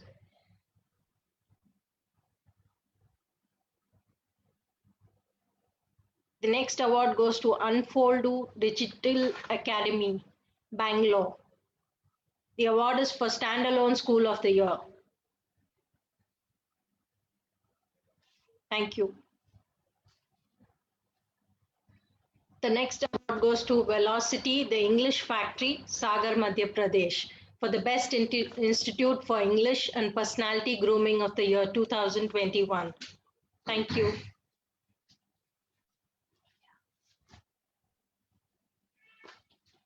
The next award goes to Ek Slate Private Limited, Jaipur, Rajasthan.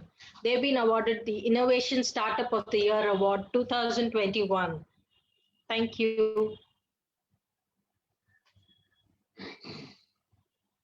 Thank you, sir.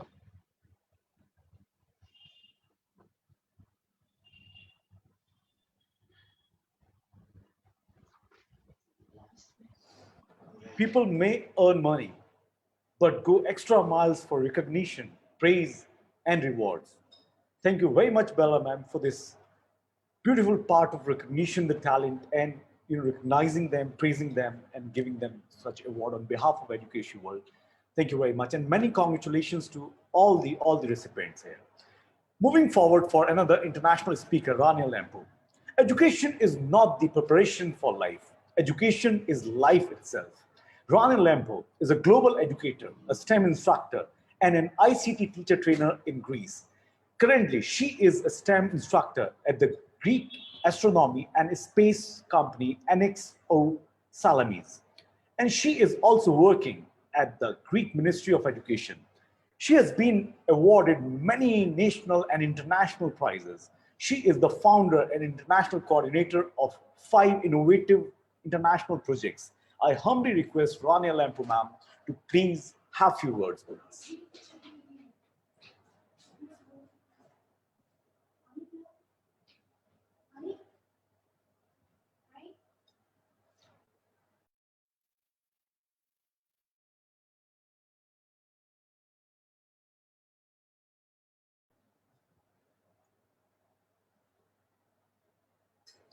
Sorry for the inconvenience because some technical issues, she's not getting connected, guys. Moving forward, going for another international speaker, Dr. Endi Asrifan.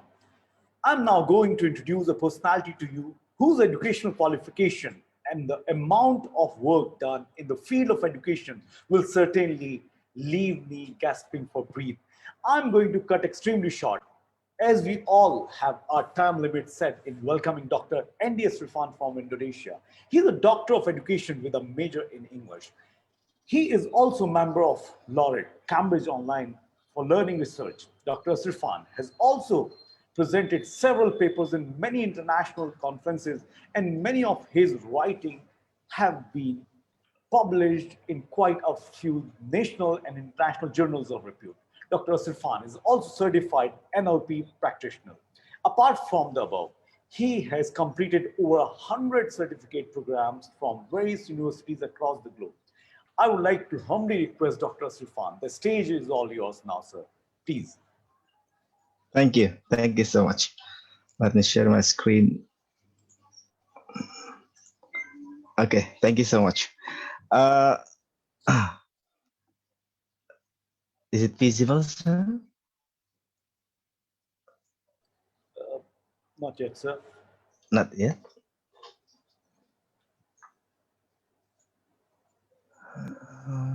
Let me share again.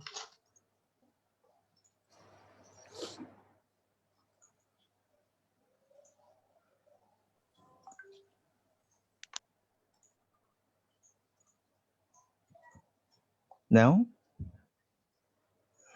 Not yet, sir. Oh Yeah, my yeah. God. Kelihatan, Kak? Let's get okay. Okay. Uh, Good evening from Indonesia. Thank you so much for this wonderful invitation from EduKQ Awards in Fifth International Edu Conclave and Award 2021. Especially thanks to Mr. Sandeep Marwa as a founder and president Asia Academy of Film and Television Nodia India, and Ms. Wen Khan of EduKU Awards in New Delhi, India. Thank you so much for this wonderful invitation, and to all academic evangelists who are coming in this sharing today. For 10 minutes forward, I will share my one of part of my expertise and my dissertation that's talking about a multiple intelligence and the way of teaching. This is the basic one, how to design the effective teaching material, I think, how to enrich our classroom, to enrich our teaching activity, teaching material, and instructional strategy in the classroom. So in the previous speaker, I watched just now that some speaker show there are many problems that we face in right now, both in face-to-face and then online learning. And then I think one of the problem comes from we do not uh, observe the knowledge of our student before starting our classroom. So that's why they are lazy to join our class. They bored to join our class, and then still many problems that we face in online and then offline learning. So let me come first by the target of education in the phase of education in the fourth of phase here, starting from education 1.0, where we highlighted here the objective of this phase is the teacher center. And then in education 2.0, the objective here is the learner as a receptacle of knowledge. And then in education 3.0, here the teacher as facilitator, where we can access the global expertise make the social networking, make the collaboration, and project and inquiry based learning. And then also we can do the collaborative and interactive with some platform in internet like web tool, wiki, blog, and then still many other platforms. And then now in education 4.0, a learner as a connector, creator, and construct physics. So where the learner as the connector maker, learner as a content producer and sharer, and then the web as the curriculum, the learner as a teacher, the learner can easily to access with the expert by using some platform of in internet, and educator just a resource guide. So here the very simple chart taken from some theory how to design an effective teaching material for our classroom. So there are 6 considerations here.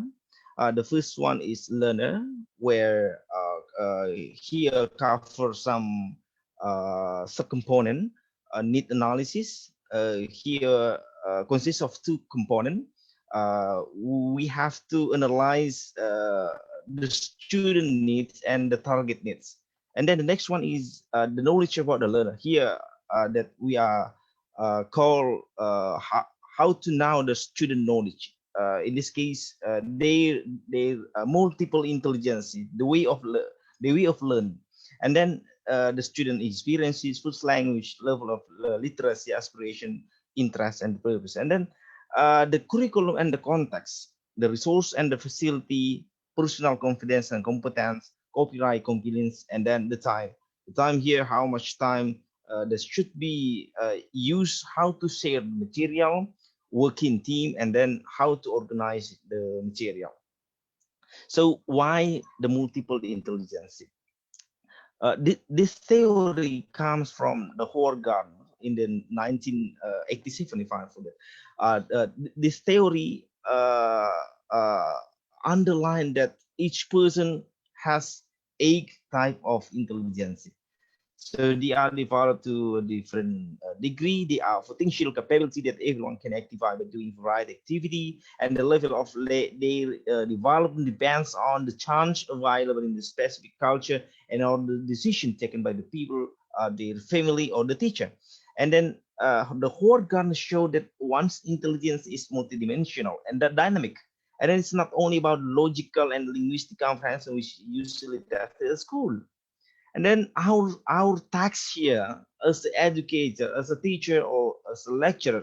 So how to help this the student to develop each intelligence that they have,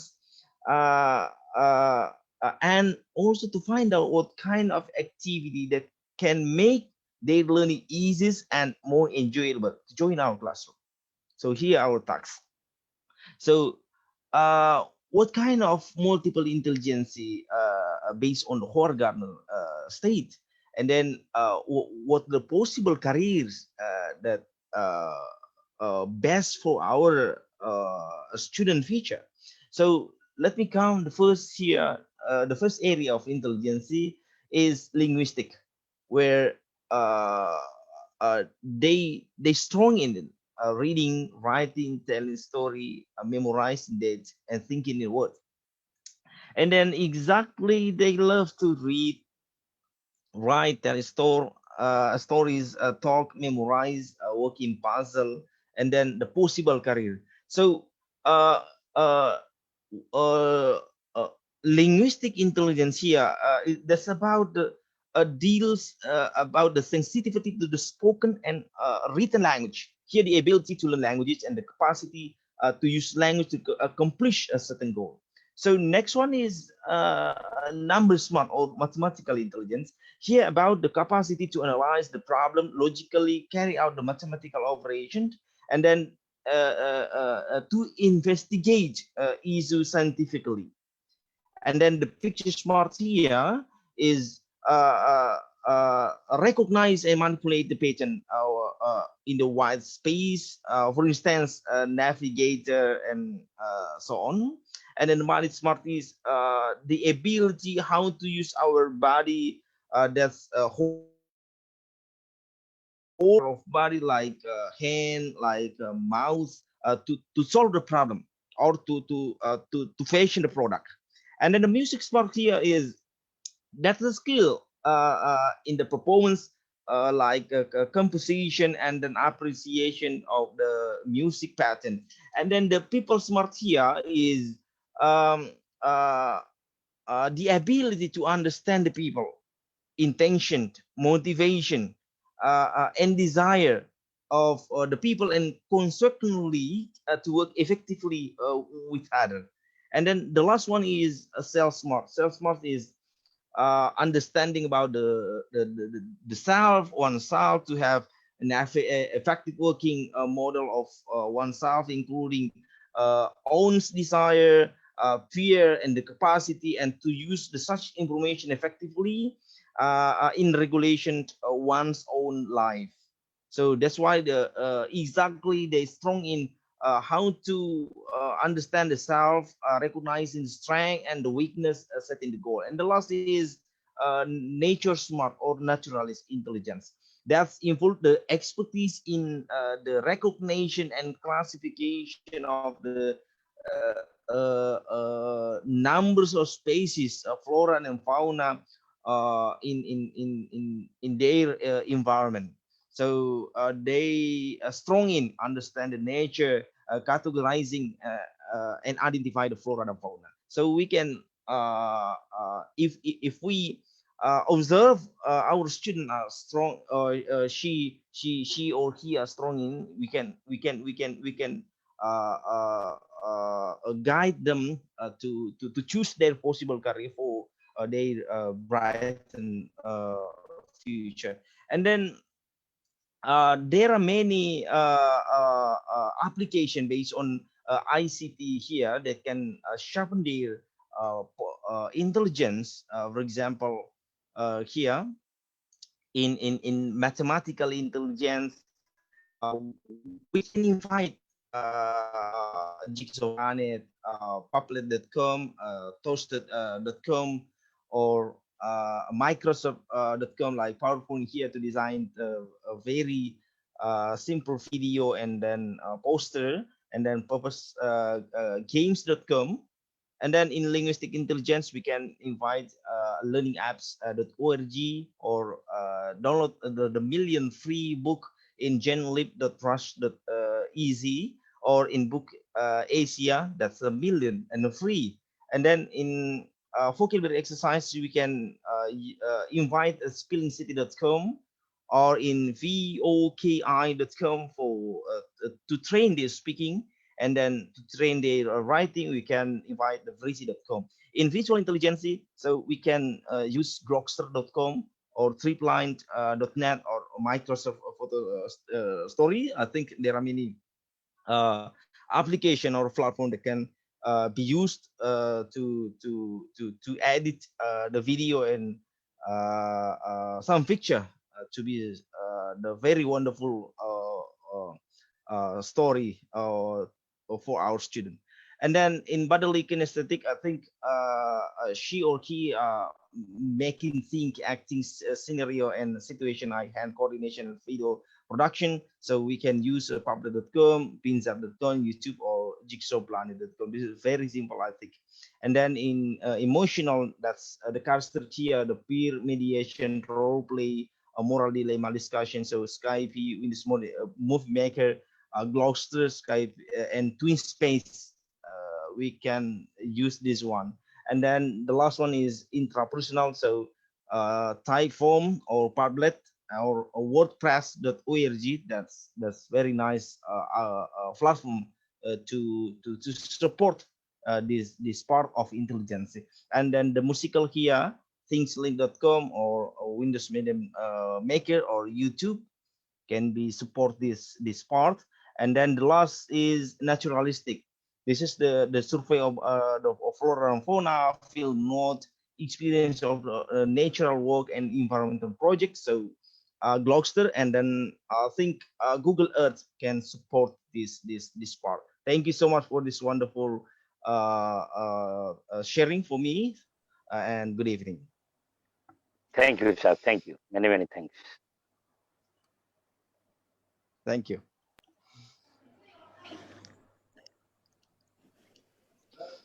Thank you very much, Terima kasih banyak, Mr. Andi Estrifan, for such wonderful time.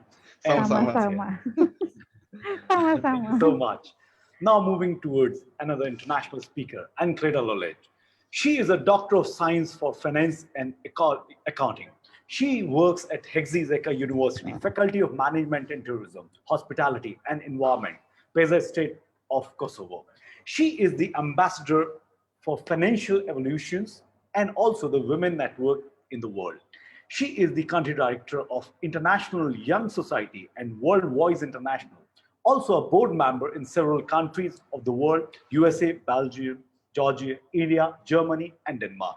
She is a supervisor at international conferences in Belgium, Switzerland, Austria.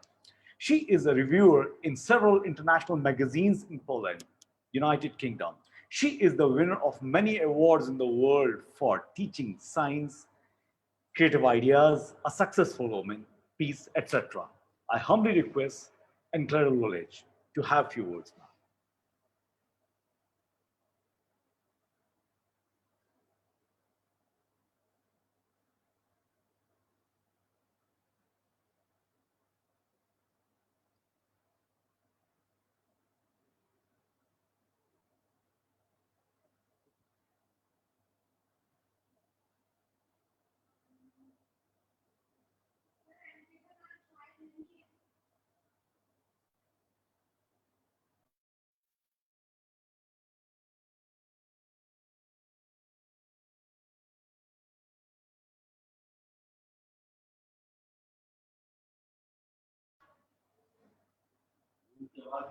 There is a technical glitches, I believe, because that she's not getting connected.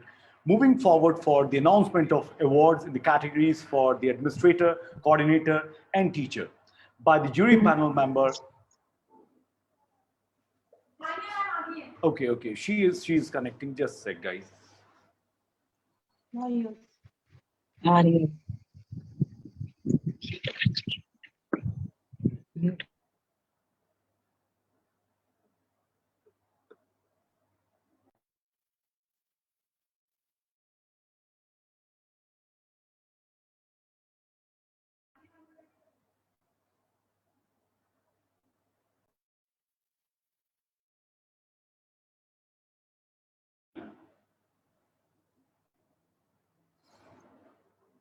Because of some technical issues, Rani Lampu was not able to get connected. Once again, it's my privilege to call her here. Education is not the preparation for life. Education is life itself. Rania Lampu is a global educator, a STEM instructor, and an ICT teacher trainer in Greece.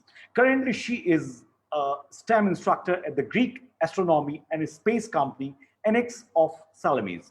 And she is also working at the Greek Ministry of Education. She has been awarded many national and international prizes. She is the founder and international coordinator of 5 innovative international projects. I humbly request Ms. Rania Lampu, ma'am, to please have few words here. Greetings from Greece. Thank you so From much. beautiful Athens to all of you. I'm very honored to receive today this prestigious award. I'm very grateful to the Education Awards for this recognition. And I would also like to congratulate all winners. And it's very important for organizations and institutions in this period of COVID pandemic to reward the outstanding efforts that teachers are making all around the world with their students. May I share my presentation? We're going to explore the tools and the strategies that we can use in order to develop an effective online learning plan.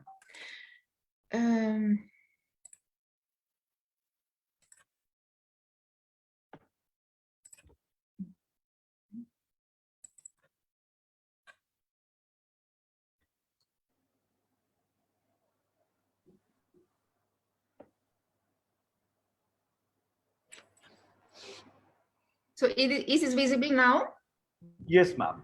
Yes. Okay. So from the onset of the pandemic, teachers were immediately tasked with implementing distance learning modalities, often without sufficient guidance, training, or resources.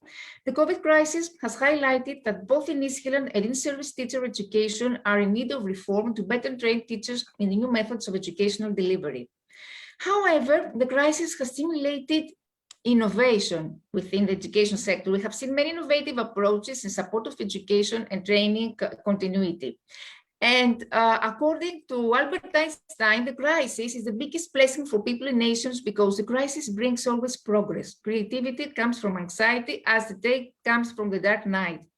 Therefore, I strongly believe that crisis it could also be a great resetter of economy, societies, and education, opportunity to bring forward long-awaited reforms for the development of the education community's digital skills. The COVID pandemic aroused the need for optimizing the role of teachers, since teachers are the agents of change in education. So we need for change in the field of teaching and learning. The post-COVID era requires teachers to develop special skills in order to survive and thrive in the uncertain world of the new normal. Flexibility, adaptability, resilience are necessary survival skills. The post-COVID experience also urges teachers to be more adaptable towards technological advancement and be able to use it as well as to build a lifelong learning, since it helps students facing and adapting future changes. Teachers must have more access to technology-oriented professional development. We talk about the post-COVID era. What are the needs? Curriculum redesign, blended learning, what we call hybrid learning, which is here is going to stay, and lifelong learning. Long-standing literacy, such as reading and writing, are not sufficient anymore in this society. We need new literacies, such as data literacy, technological literacy, and most important of all is human literacy. Why? Because we are now the fourth industrial revolution with smartphones and artificial intelligence, but we are also at the threshold of the fifth industrial revolution, and all experts of the fourth industrial revolution say that we have failed. We have failed because we ignored the human factor. So in this context, in the post-COVID era, and in the context of the fifth industrial revolution, we need to focus on the human dimension. Humans must go along with machines, and teachers must maintain human characters while working with technology machines. It's important also to talk about digital ethics, and we see about assessment how many innovative continuous assessment methods have received a lot of attention. For example, student progress can be monitored with mobile phone surveys, tracking usage and performance statistics from learning platforms and apps.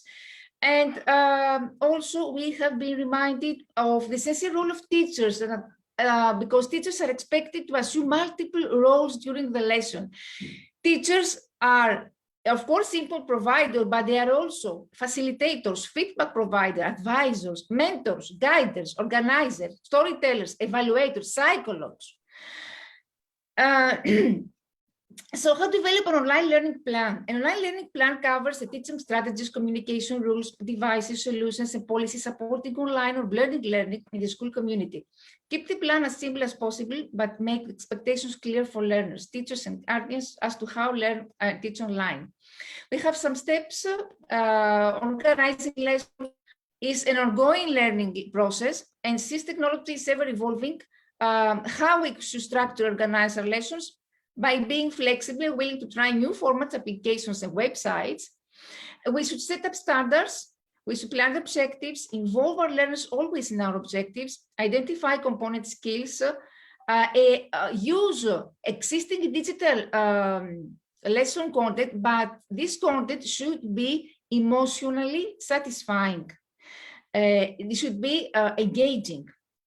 So it's also important to use what we call free digital resources or open educational resources.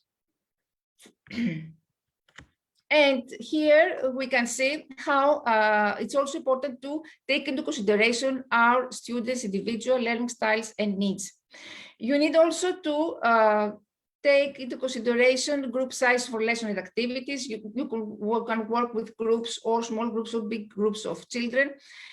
Clarify also lesson plan details, create lesson assignments that will be engaging, and also planify your method of processing, of assessment.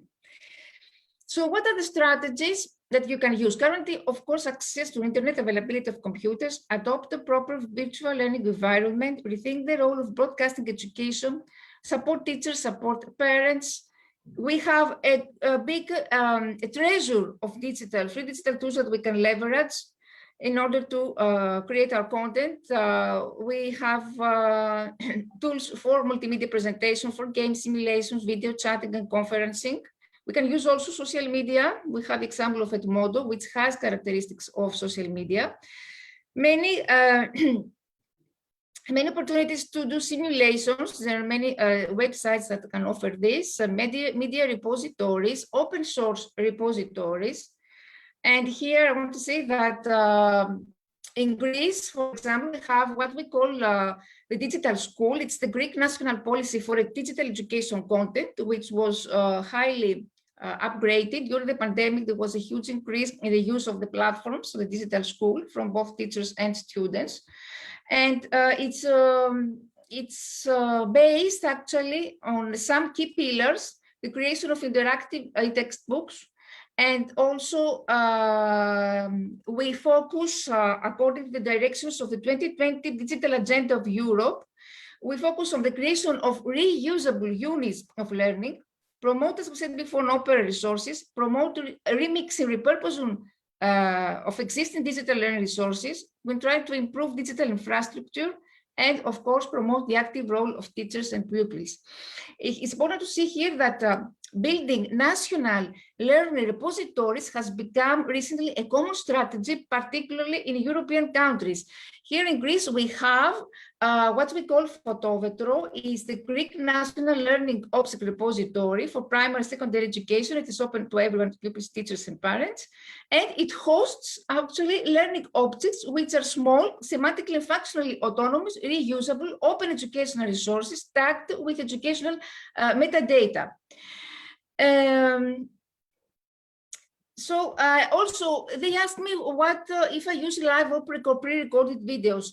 Actually, you can use both. Live video lessons have their own unique qualities. Most educators are very comfortable with this format because all the uncertainties and complexities in the live setting. In the classroom, we have our routines, behavior. With live video lessons, we have less control over that. Not to mention that now we have the technology component to manage. However, your students need to see and hear you. But pre-recorded lessons also are highly effective because create the opportunity to maintain your presence and to engage your students as you would in the classroom without having to get everyone in the same virtual room at the same time.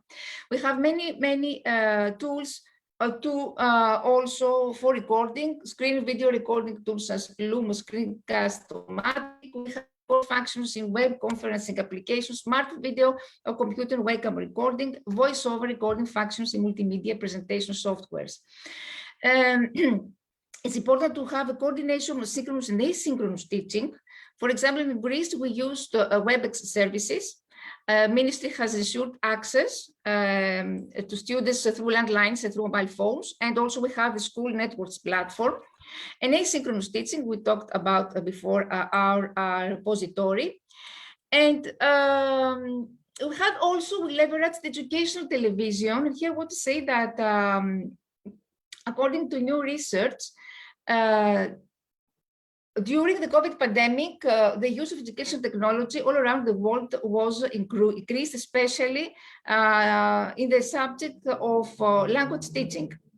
So I'm a STEM instructor, I said before, so they told me that STEM is quite challenging, very difficult for online learning, but this is true in some way, but you can actually do STEM and experiments online if you have the right method. You need a tutorial, you need instructions, step by step. So what I could say, there are no standardized recipes. There is no one best technology.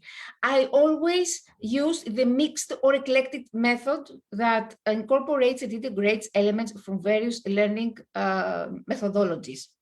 you need always to focus also on the general data protection regulation of the, we have here in Greece, on European Union, what we call GDPR, and how to ensure that students, disadvantaged children are benefit by online teaching, access to devices appropriate for online learning, time zone friendly schedules, effective feedback, opportunities for independent learning, meaningful screen time and conferencing, and create more assignments that are collaborative. It's very important.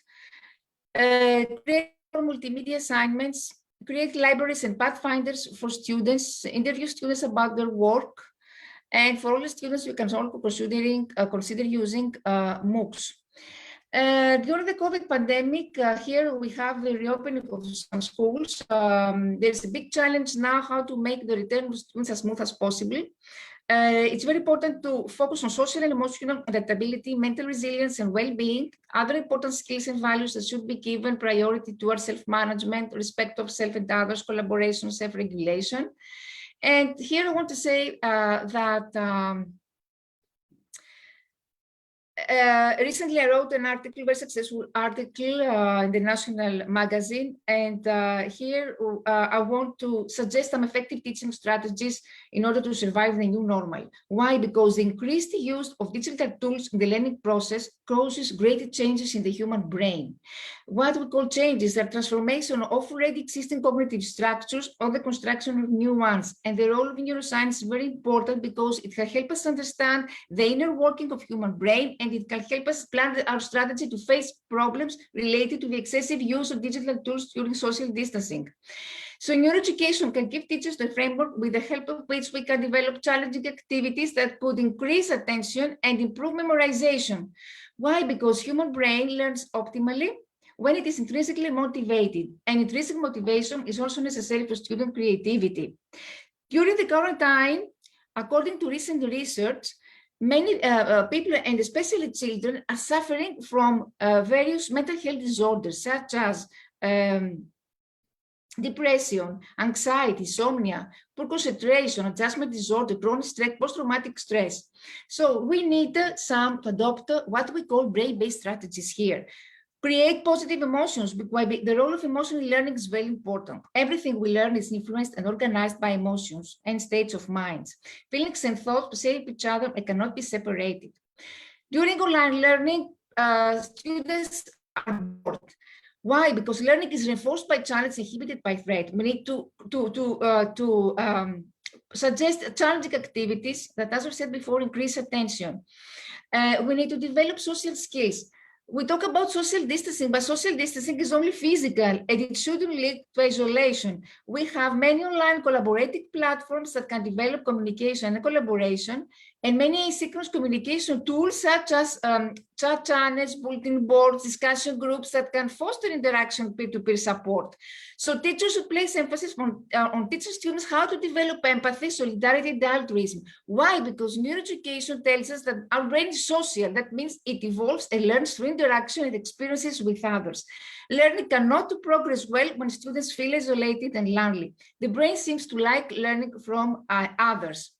Also important is develop self-awareness, encourage students to express their feelings and promote self-management, create safe environment. While fear is an inhibiting factor of learning, our brains needs security and also integrating art. We noticed how many competitions were organized internationally, artistic competitions on the topic of COVID pandemic, and this is not accidental. Arts are very important because they play a cathartic, liberating role. So for remote learning, we need to adopt an appropriate methodology. And what is the appropriate methodology? Is what fit best to you, to your students, to their interest, to their age, to their rhythm. You can find all this, my work in the national magazine K-12 Digest, which is called Teaching the Coronavirus, a Neuroscientific Approach, and also in a journal, Homo Virtualis, they're all free on the internet if you're interested to learn more about brain-based strategies. Here I want to say that our main challenge here is not to organize online learning lessons. I mean, more or less, teachers have embraced online learning. More or less, we know how to make an effective online learning. More or less, we know about the tools. The main challenge of teachers now is how to cope with mental health disorders, to cope with social and emotional learning. This should be our main focus. Thank you very much for your attention.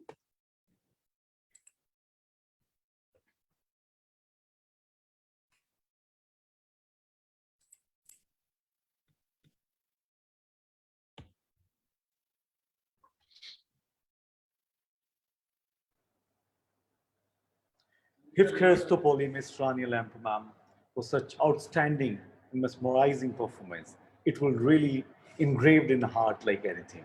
Thank you so much. Now moving towards the category of awards. Here the category of awards, administrator, coordinator, and teachers by the jury panel member, Ms. Anju Ajmani.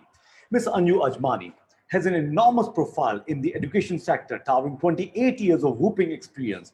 She is also a milestone awardee and was honored for Dr. APJ Abdul Kalam Award 2020 and International EduX Award 2020. Her area of excellence in education is to draw out the best from within and to give out the best. She feels a person who has discovered oneself will be able to guide others to discover themselves. I humbly request, ma'am, Anju Ajmani, ma'am, please take charge, ma'am. Good evening, everybody present over here. Am I audible? Yes, ma'am, you're audible. Okay. And today I take this opportunity to announce the awards. The first award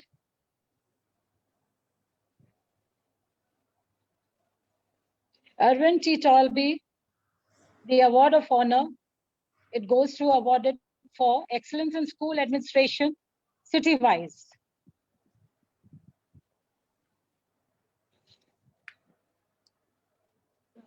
Award of Honor goes to B.S. Rajput for his promising administrator of the year.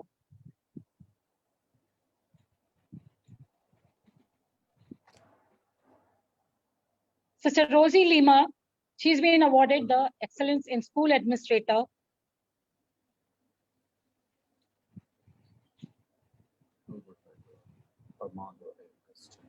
Nanika, she's been awarded the Best Supporting Manager Award. Best performance teacher. The next award goes to Simran Bhatia.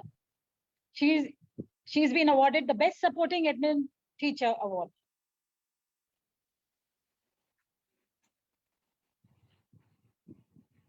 The next award goes to Shikha Shukla. She's been awarded for the Best Inspirational Coordinator Award.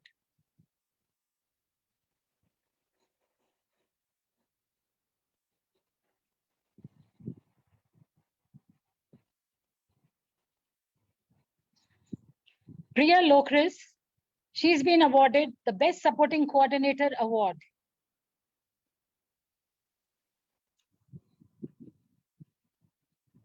Jumti Jimlan has been awarded the Best Innovative Coordinator Award.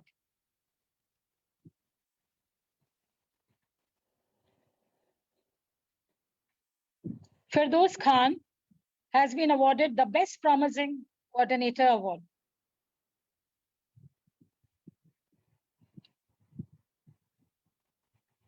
Nishi Mishra, she's been awarded the Outstanding Dedicated Coordinator Award.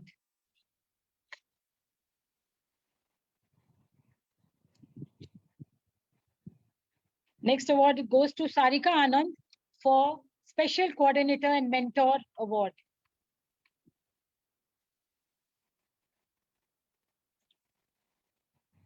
Irena Biba has been awarded the International Education Trainer Award.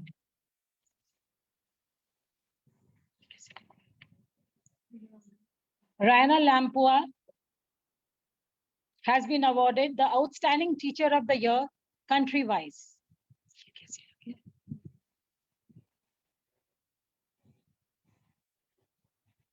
Thank you and congratulations to all the winners.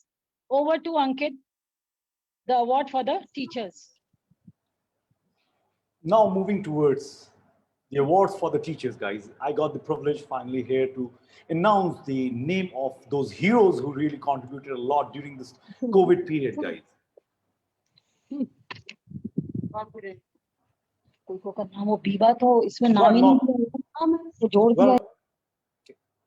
Veronica Labata, she is awarded for the inspirational teacher for her outstanding contribution during this COVID period.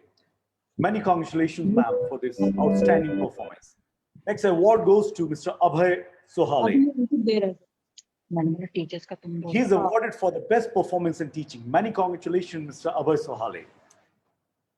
You are the real champ. Abhinav Kumar Ojha, you're awarded for the outstanding dedication teacher award for 2021. Many congratulations for your services. Albert Pagadora, I'm feeling so happy to announce he is awarded for the best supporting teacher 2021. Many congratulations. He is from Philippines.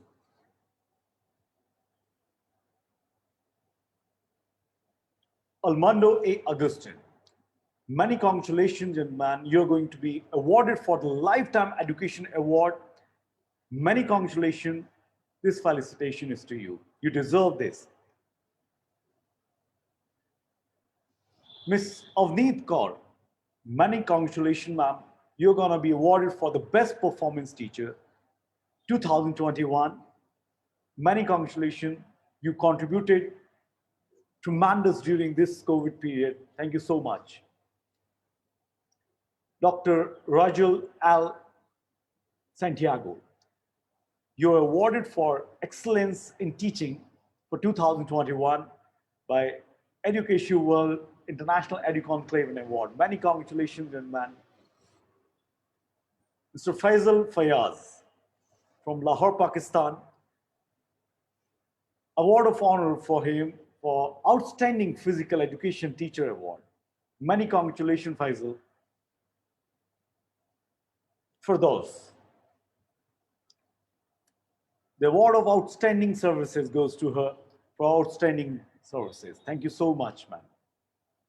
Many congratulations. Harsha Mattu, congratulations to get Innovative Teachers Award 2021. Many congratulations, ma'am.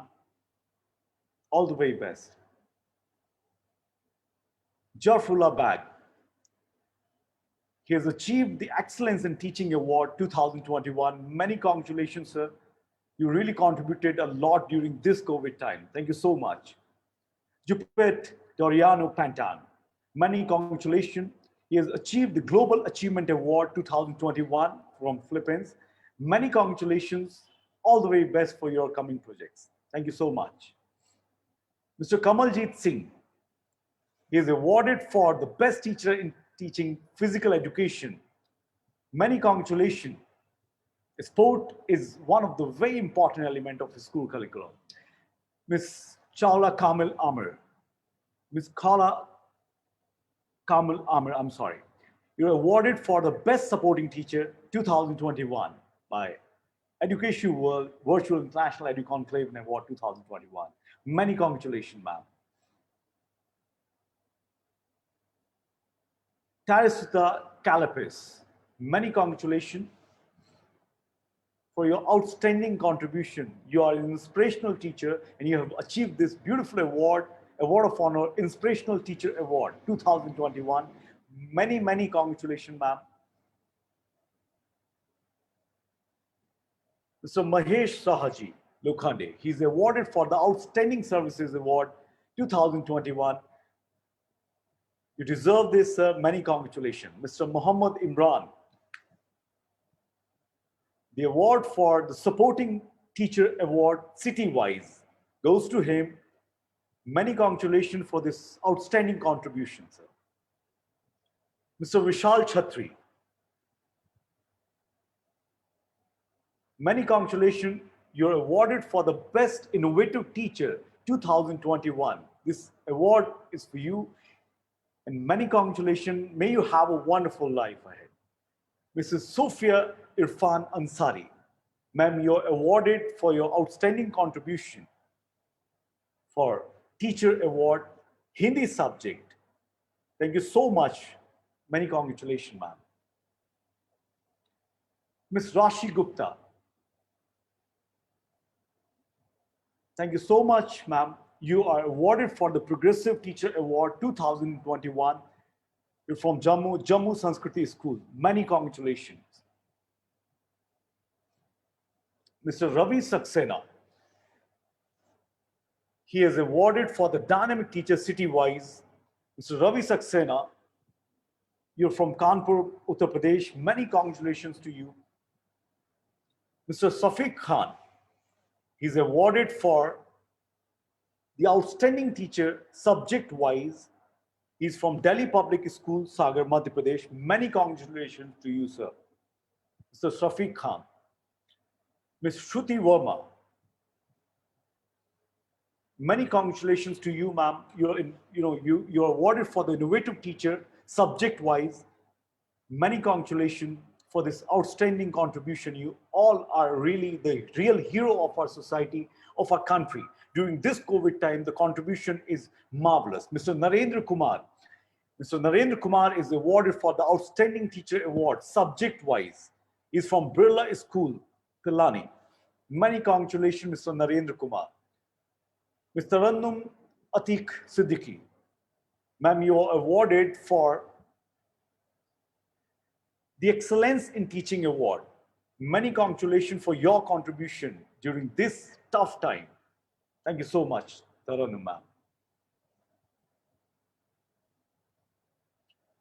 Thank you so much, all the recipients. Many congratulations for your outstanding contribution during this COVID time. We all know how tough it was, and the way you contributed during this time. You are the real hero. I can call you guys the real COVID hero. The contribution is really amazing. Now moving forward for another sensational speaker, Mr. Kai Watcher. Mr. Kai Watcher, he is the principal in British School, Muscat, Oman. 10 years ago, Mr. Kai Watcher was appointed as the principal of British School, Muscat.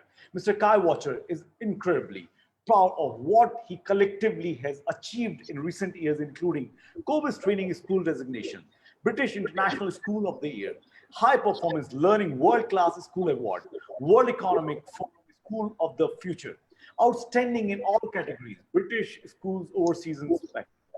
Despite considerable changes facing schools globally, he is excited by the accelerated changes taking place within the international sectors.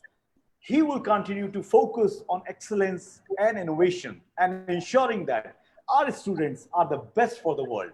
I humbly request Mr. Kai Watcher to please have few words at this beautiful platform.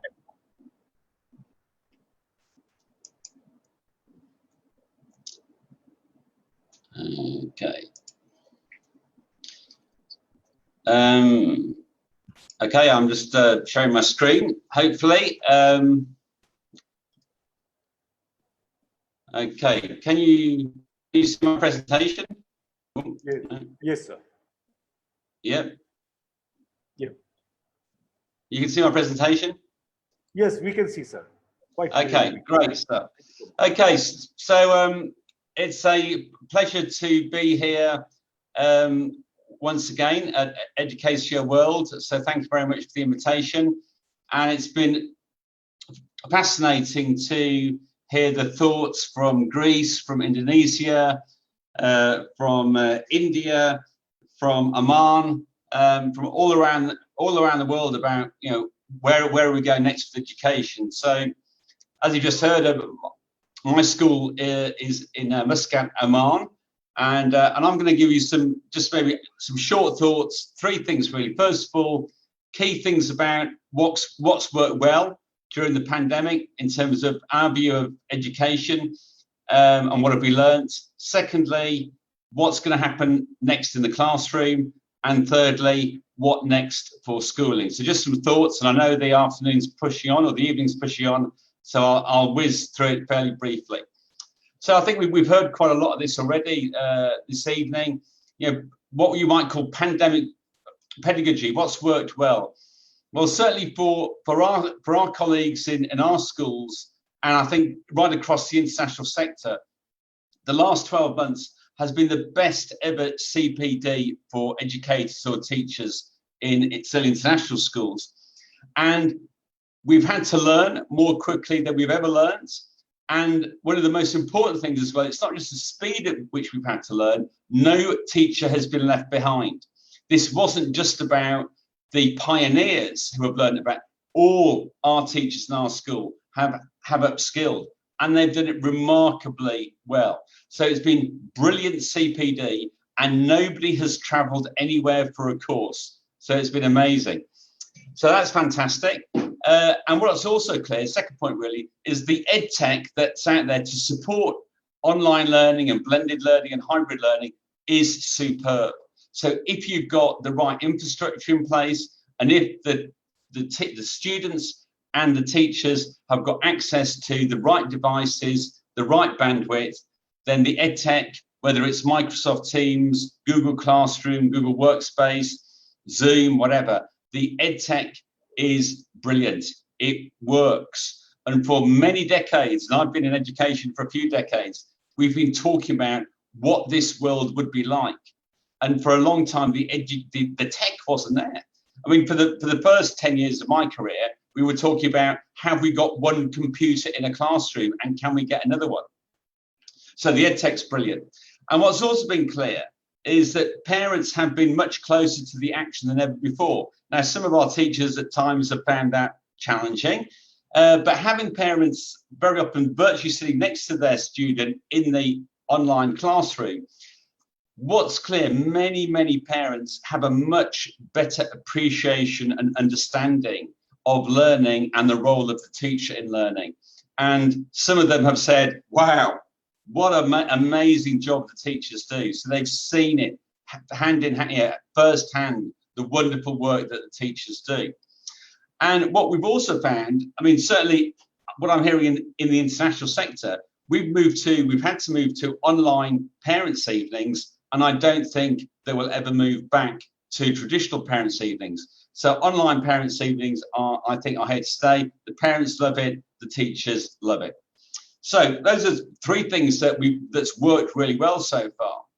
And what's one of the most important and maybe at times difficult things we've learned is that care for your students, your teachers, your families, and connection with your students, with your teachers, with your families matters hugely, and probably even more so in an online learning environment. Care and connection matters. And that's why as teachers, as educators, we will not be completely replaced by AI, because AI cannot provide the care and connection that we can provide with our students and with our families. And that care and connection across the learning community and the well-being of the learning community is absolutely fundamental. And we've heard that quite a few times this afternoon in different ways, that we need to, first and foremost, we've been reminded, I think, very clearly that the well-being of our students and our teachers and our families has to come first and foremost, because if they are not feeling in a good place emotionally, physically, mentally, then they will not learn. And so we've probably had to think more carefully, more than ever, about how we care for our students and our teachers and our community, and how we connect effectively with them. And so I guess in the leadership space where I am, I don't think we've ever talked as much about empathy and compassion in leadership. These are now front and center in how we lead our schools and work with our communities. So that's what's been happening. What do I think is going to start to emerge as we emerge from the as we emerge into the post-COVID world? Well, we could call it learning without limits. We have now got right across our schools in the international sector, genuinely ed tech power classrooms. So the teachers now have, as we've just been hearing, they've learned how to use the technology. And this doesn't have to be fancy AI type gadgets or robots. A simple Google form can capture for a teacher in a few seconds all the responses from 20 or 30 individuals in a class. You can throw out a question as a teacher. On a Google form, you can capture that. You probably wouldn't have used that. Not many teachers would have used that more than a year ago. But because now they use it all the time, they've now got these tools at their fingertips and they know how to use them. And that gives the teacher more teaching power and learning power to understand where the students are and to then support those students. And for the students, as again, we've been hearing from many speakers, there is already now in the EdTech Power Classroom, more student voice, more student choice, more student agency. So the quiet student who doesn't want to put their hand up can write an email or a message to the teacher. Before they wouldn't have done that.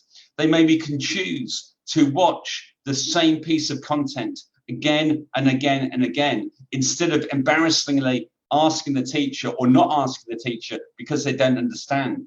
But the resources are there now in the EdTech Power Classroom for the children to learn at their own speed, much more scope for that than there's been before. So I think the classroom is changing and will change. But as we can see here, this is our classroom last week, one of our classrooms. The computers are in there. Those are the students' computers. They bring their own device to school. That's something we've introduced in the last few months. But it doesn't mean they're on screen time all the time. Books, paper, interaction still has a place in the EdTech powered classroom. But what about schooling itself or education itself beyond the classroom?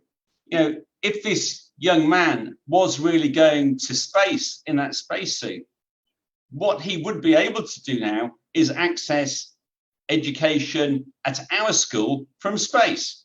Now, we haven't got any students requesting that just yet, but we have got students requesting that they've been with us for maybe 5 years. They've got to leave Oman this month, but they want to continue their education here for the rest of this school year.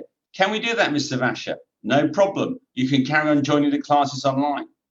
We also have families who are saying, we're in our 2-year IGCSE program or A-level program. We're in the first year of that. We are going to Europe or back to the UK or off to India next year. Can we continue to access your school online for the whole of next year?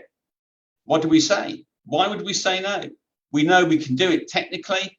The children have been doing that for the last year or so, and they've got that relationship with their teachers, with their students, their classmates.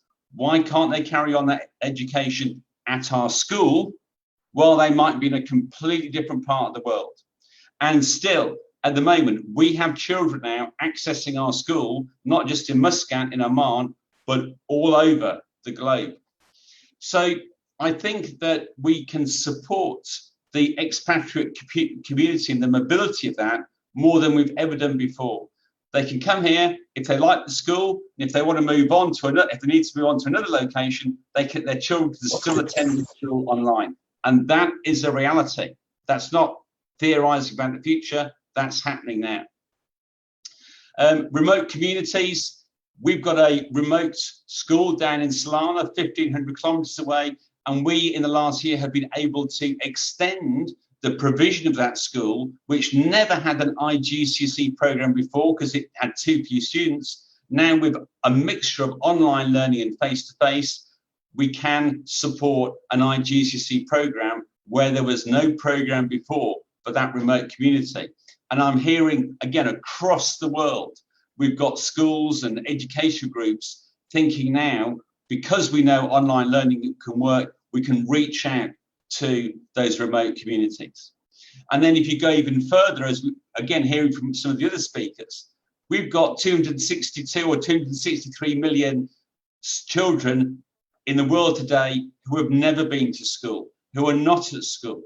And surely now with the provision for relatively cost-effective online learning, we should be able to reach many more of these no-schoolers. But on a simple level, it's a bit cloudy in Oman today. And when it used to be cloudy pre-COVID and there was a threat of rain, we would worry about learning stopping, because if it rains in Oman, we have no drainage, school closes, the children go home, learning stops. That is history. When it rains now, the children will still go home, but they will then continue learning online. So educational continuity is now really easy, whether it's rain or snow. As long as you can still access the internet, you can still continue learning. So, as I think we've been hearing from lots of the speakers today, I think the possibilities now to, first of all, make the learning in the classroom environment even more accessible and personalized for the students, that will continue to happen and develop. And that's really exciting for our teachers. For our schools, for our educators, what I also think is really exciting is schooling is now what they call in the world of economics a footloose operation. And a footloose operation is one which is not constrained by its location, or it is unrestricted in its location. So as education now is a footloose operation, it can happen anywhere. And that, I think, opens up some really exciting possibilities and opportunities. Thank you very much.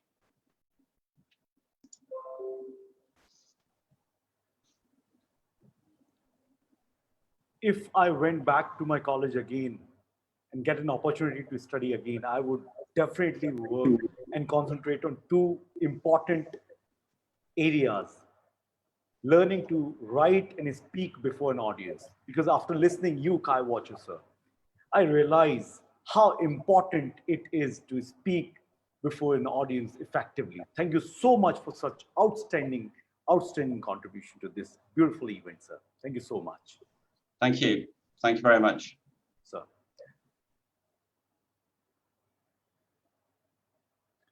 Now moving towards another sensational speaker, Ms. Vedrana Sarik. She is a professor mentor of economics. She is the national coordinator of ENO, Environmental Online, and also of the Magical Intercultural Friendship Network project. The year 2020 was especially successful for her because she progressed in the title of Professor Mentor. Areas of interest to her are the goals of sustainable development, and she implements them within the school curriculum with the students. It's my honor to request Vedrana Sarik ma'am to have a few words with us. Hello, thank you. Greetings from Croatia. My home internet is weak so that I can show my presentation, so I speak. Thank you for opportunity to represent Croatia. What is online education? Computer-based training, web-based training, internet-based training, online training, e-learning, m-learning, computer, indeed distance education, online education goes by many names and comes in a variety of styles, but at its core, online education is electronically supported learning that relies on the varied for teacher-student interaction and distribution of class materials. With online education, students can turn anywhere with internet access and electricity into a classroom. It can include audio, video, text, animation, visual training environment, and live chats with professors. It's a rich learning environment with much more flexibility than a traditional class.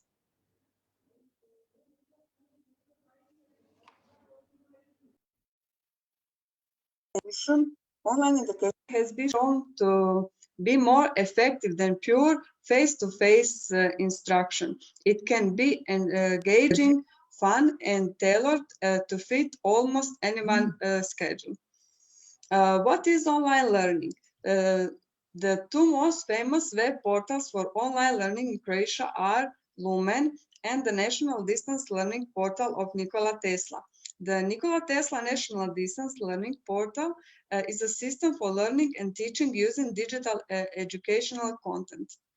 The portal content, digital educational content in mathematics, physics, biology, chemistry, and English for high school, ACDL modules for independent learning and exercise for obtaining a diploma of basic computer literacy, and courses on tools and application of technology in education. Carnet Lumen is a complete online distance learning platform. Carnet Lumen enables attendance and open course verification, acquired knowledge, teaching and control of assignments, attendance records, and communication platform. Lumen is based on the most popular online learning system, a learning management system. Advantages and disadvantages. The teachers can organize their own working hours during distance learning. It is supposed to work at home. It provides peace and quiet, which it turn means greater concentration and greater productivity. At the same time, the risk of stress due to getting up early is monitored, and sending children to kindergarten or school and prolonged execution while driving to school, lifestyle can become more relaxed. Teachers save the time they could otherwise spend driving to work and can spend it on their own family and friends. It turned out, however, that was the majority of teachers worked during distance learning much longer and more intense than it would otherwise. They would not work on their own organized because they depended on the work and the responses of students and their parents. Many times the working day extended throughout the day.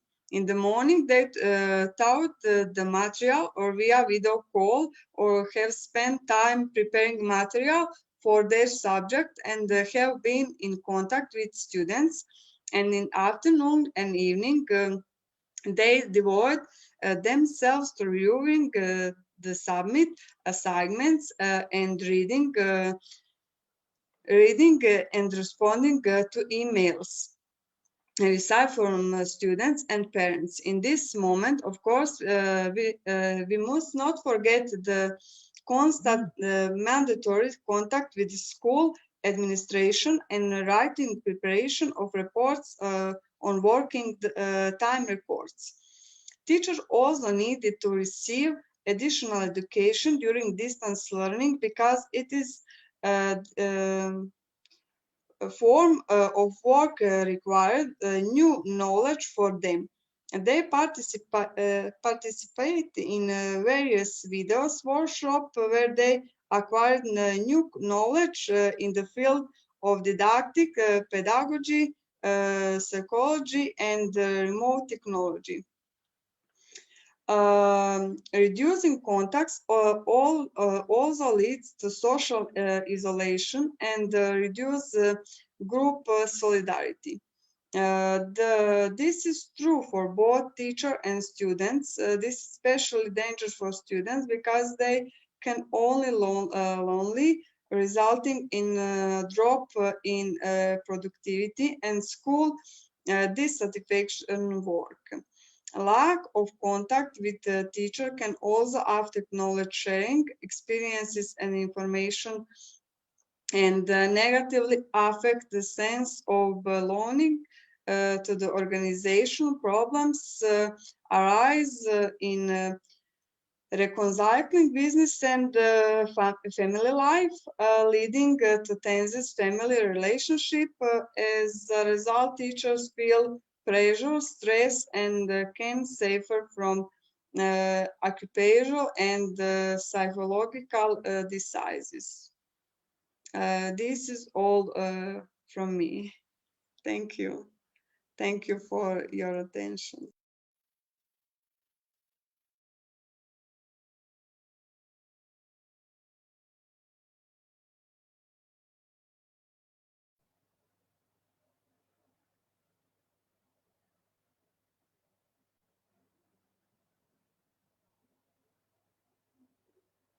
Thank you so much, ma'am. Kimla Bampono, Miss Vedrana Sarik, ma'am. It was really an amazing, mesmerizing contribution to this event, ma'am. Thank you so much. On behalf of Education World, I ask my apology to Ms. Vedrana Sarik, ma'am, due to some technical glitch. We missed your award. You are awarded for the Dynamic Teacher Countrywise. Many congratulations, ma'am, for this outstanding contribution. Many congratulations. It's a time now to felicitate the guest of honor, the special guest, and our jury members. It has been an absolute honor and a pleasure to have such eminent people in our midst today. We would like to thank them from our hearts for their support, time, and efforts in helping make this event a grand success.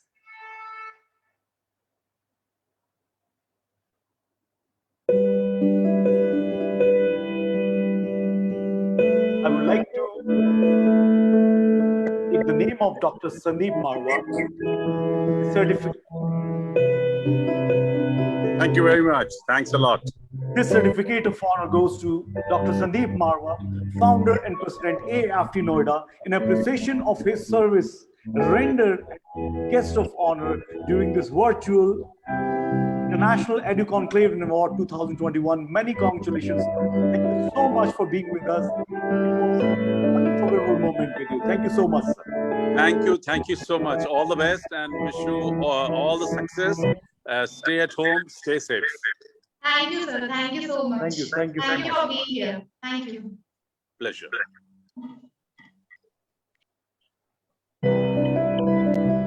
Certificate of honor. Certificate of honor goes to Miss Evangela Vasilakau, ma'am, educator, international speaker from Greece. In appreciation of her services rendered as the special guest during this virtual International Edu Conclave Award 2021, many congratulations, ma'am, for this unforgettable contribution. Certificate of honor for Rohini Aima, ma'am, principal cum vice chairperson, Jammu Sanskriti School, Jammu. This certificate is presented to ma'am for sharing inspirational keynote speech on virtual International Edu Conclave Award 2021. Your words will always be there in our heart and mind, ma'am. You're really engraved with your words. Thank you so much, ma'am. Certificate of honor goes to Miss Rania Lampu, Greek Ministry of Education, Greece. This certificate is presented to Ms. Rania Lampu, ma'am, for sharing inspirational keynote speech on Virtual International Edu Conclave Award 2021. Your words are still there in my ears, ma'am. Thank you so much for such outstanding, amazing, mesmerizing words of yours. Thank you very much. Certificate of honor for Dr. Motmana, University of Indonesia. This certificate is presented to you for your sharing inspirational keynote speech on Virtual International Edu Conclave Award 2021. Thank you so much, ma'am, and many congratulations. Certificate of honor for Mr. Kai Watcher, Principal British School, Muscat, Oman. This certificate is presented to Mr. Kai Watcher for sharing inspirational keynote speech on Virtual International Edu Conclave Award 2021. Many congratulations, sir. Have a wonderful time. Thank you so much. Certificate of honor for Ms. Vedrana Sarik, Professor and Mentor, Croatia. This certificate is presented to Ms. Vedrana Sarik for sharing inspirational keynote speech on Virtual International Edu Conclave Award 2021. Many congratulations, Ms. Vedrana Sarik. Certificate of honor for Dr. Shama Hussain, Chairman, Muscat Hat, Oman. This certificate is presented to Dr. Shama Hussain for sharing inspirational keynote speech on Virtual International Edu Conclave Award 2021. Many congratulations, ma'am. Your energy was top of the world. It was lovely interacting, meeting, seeing you. Certificate of honor for Mr. Manish Gupta, sir, Founder Director, Buddhi World, Chennai. This certificate is presented to Mr. Manish Gupta for sharing inspirational keynote speech on Virtual International Edu Conclave Award 2021. It was my pleasure to listen to you, sir. Your words. Thank you on behalf of Manish. Thank you, ma'am. Thank you, Bella, ma'am. Certificate of Honor for Dr. Andy Asrifan, educator, international speaker, Indonesia. This certificate is presented to Andy Asrifan for sharing inspirational keynote speech on Virtual International EduConclave Award 2021. Thank you very much, sir, to be here. Dr. Ancleda Lulich, Hexi Zeka University, Kosovo. This certificate is presented to Ancleda Lulich for sharing inspirational keynote speech on Virtual International EduConclave Award 2021. Many congratulations and thank you so much, ma'am, for sparing your valuable time and making this evening unforgettable for all of us, ma'am. Actually, due to some technical issues, Angela ma'am is not available right now, so maybe in the next event he will. Thank you so much, ma'am, and we are so sorry for the inconvenience caused by us. Certificate of Appreciation for Dr. Radha Singh, former principal, mentor, and inspirational educator coach. We would like to thank you for your support, time, and efforts in making this Virtual International EduConclave Award 2021 grand success. Thank you very much, ma'am, for your time, for your valuable, perspicacious observation towards the awardees. Certificate of Appreciation. Certificate of Appreciation for Ms. Bala Gupta, ma'am, Director, Buddhi World. We would like to thank you for your support, time, and efforts in making this Virtual International EduConclave Award 2021 grand success. Thank you so much, ma'am, from the bottom of our heart. You are Thank you, indebted to Mr. you, Ankitji, and thank you, Fareen. Certificate of Appreciation for Ms. Anju Ajmani, ma'am, Principal, Mascot Public School, Sagar. We would like to thank you for your support, time, and efforts in making this Virtual International EduConclave Award 2021 grand success, ma'am. Thank you so much, ma'am.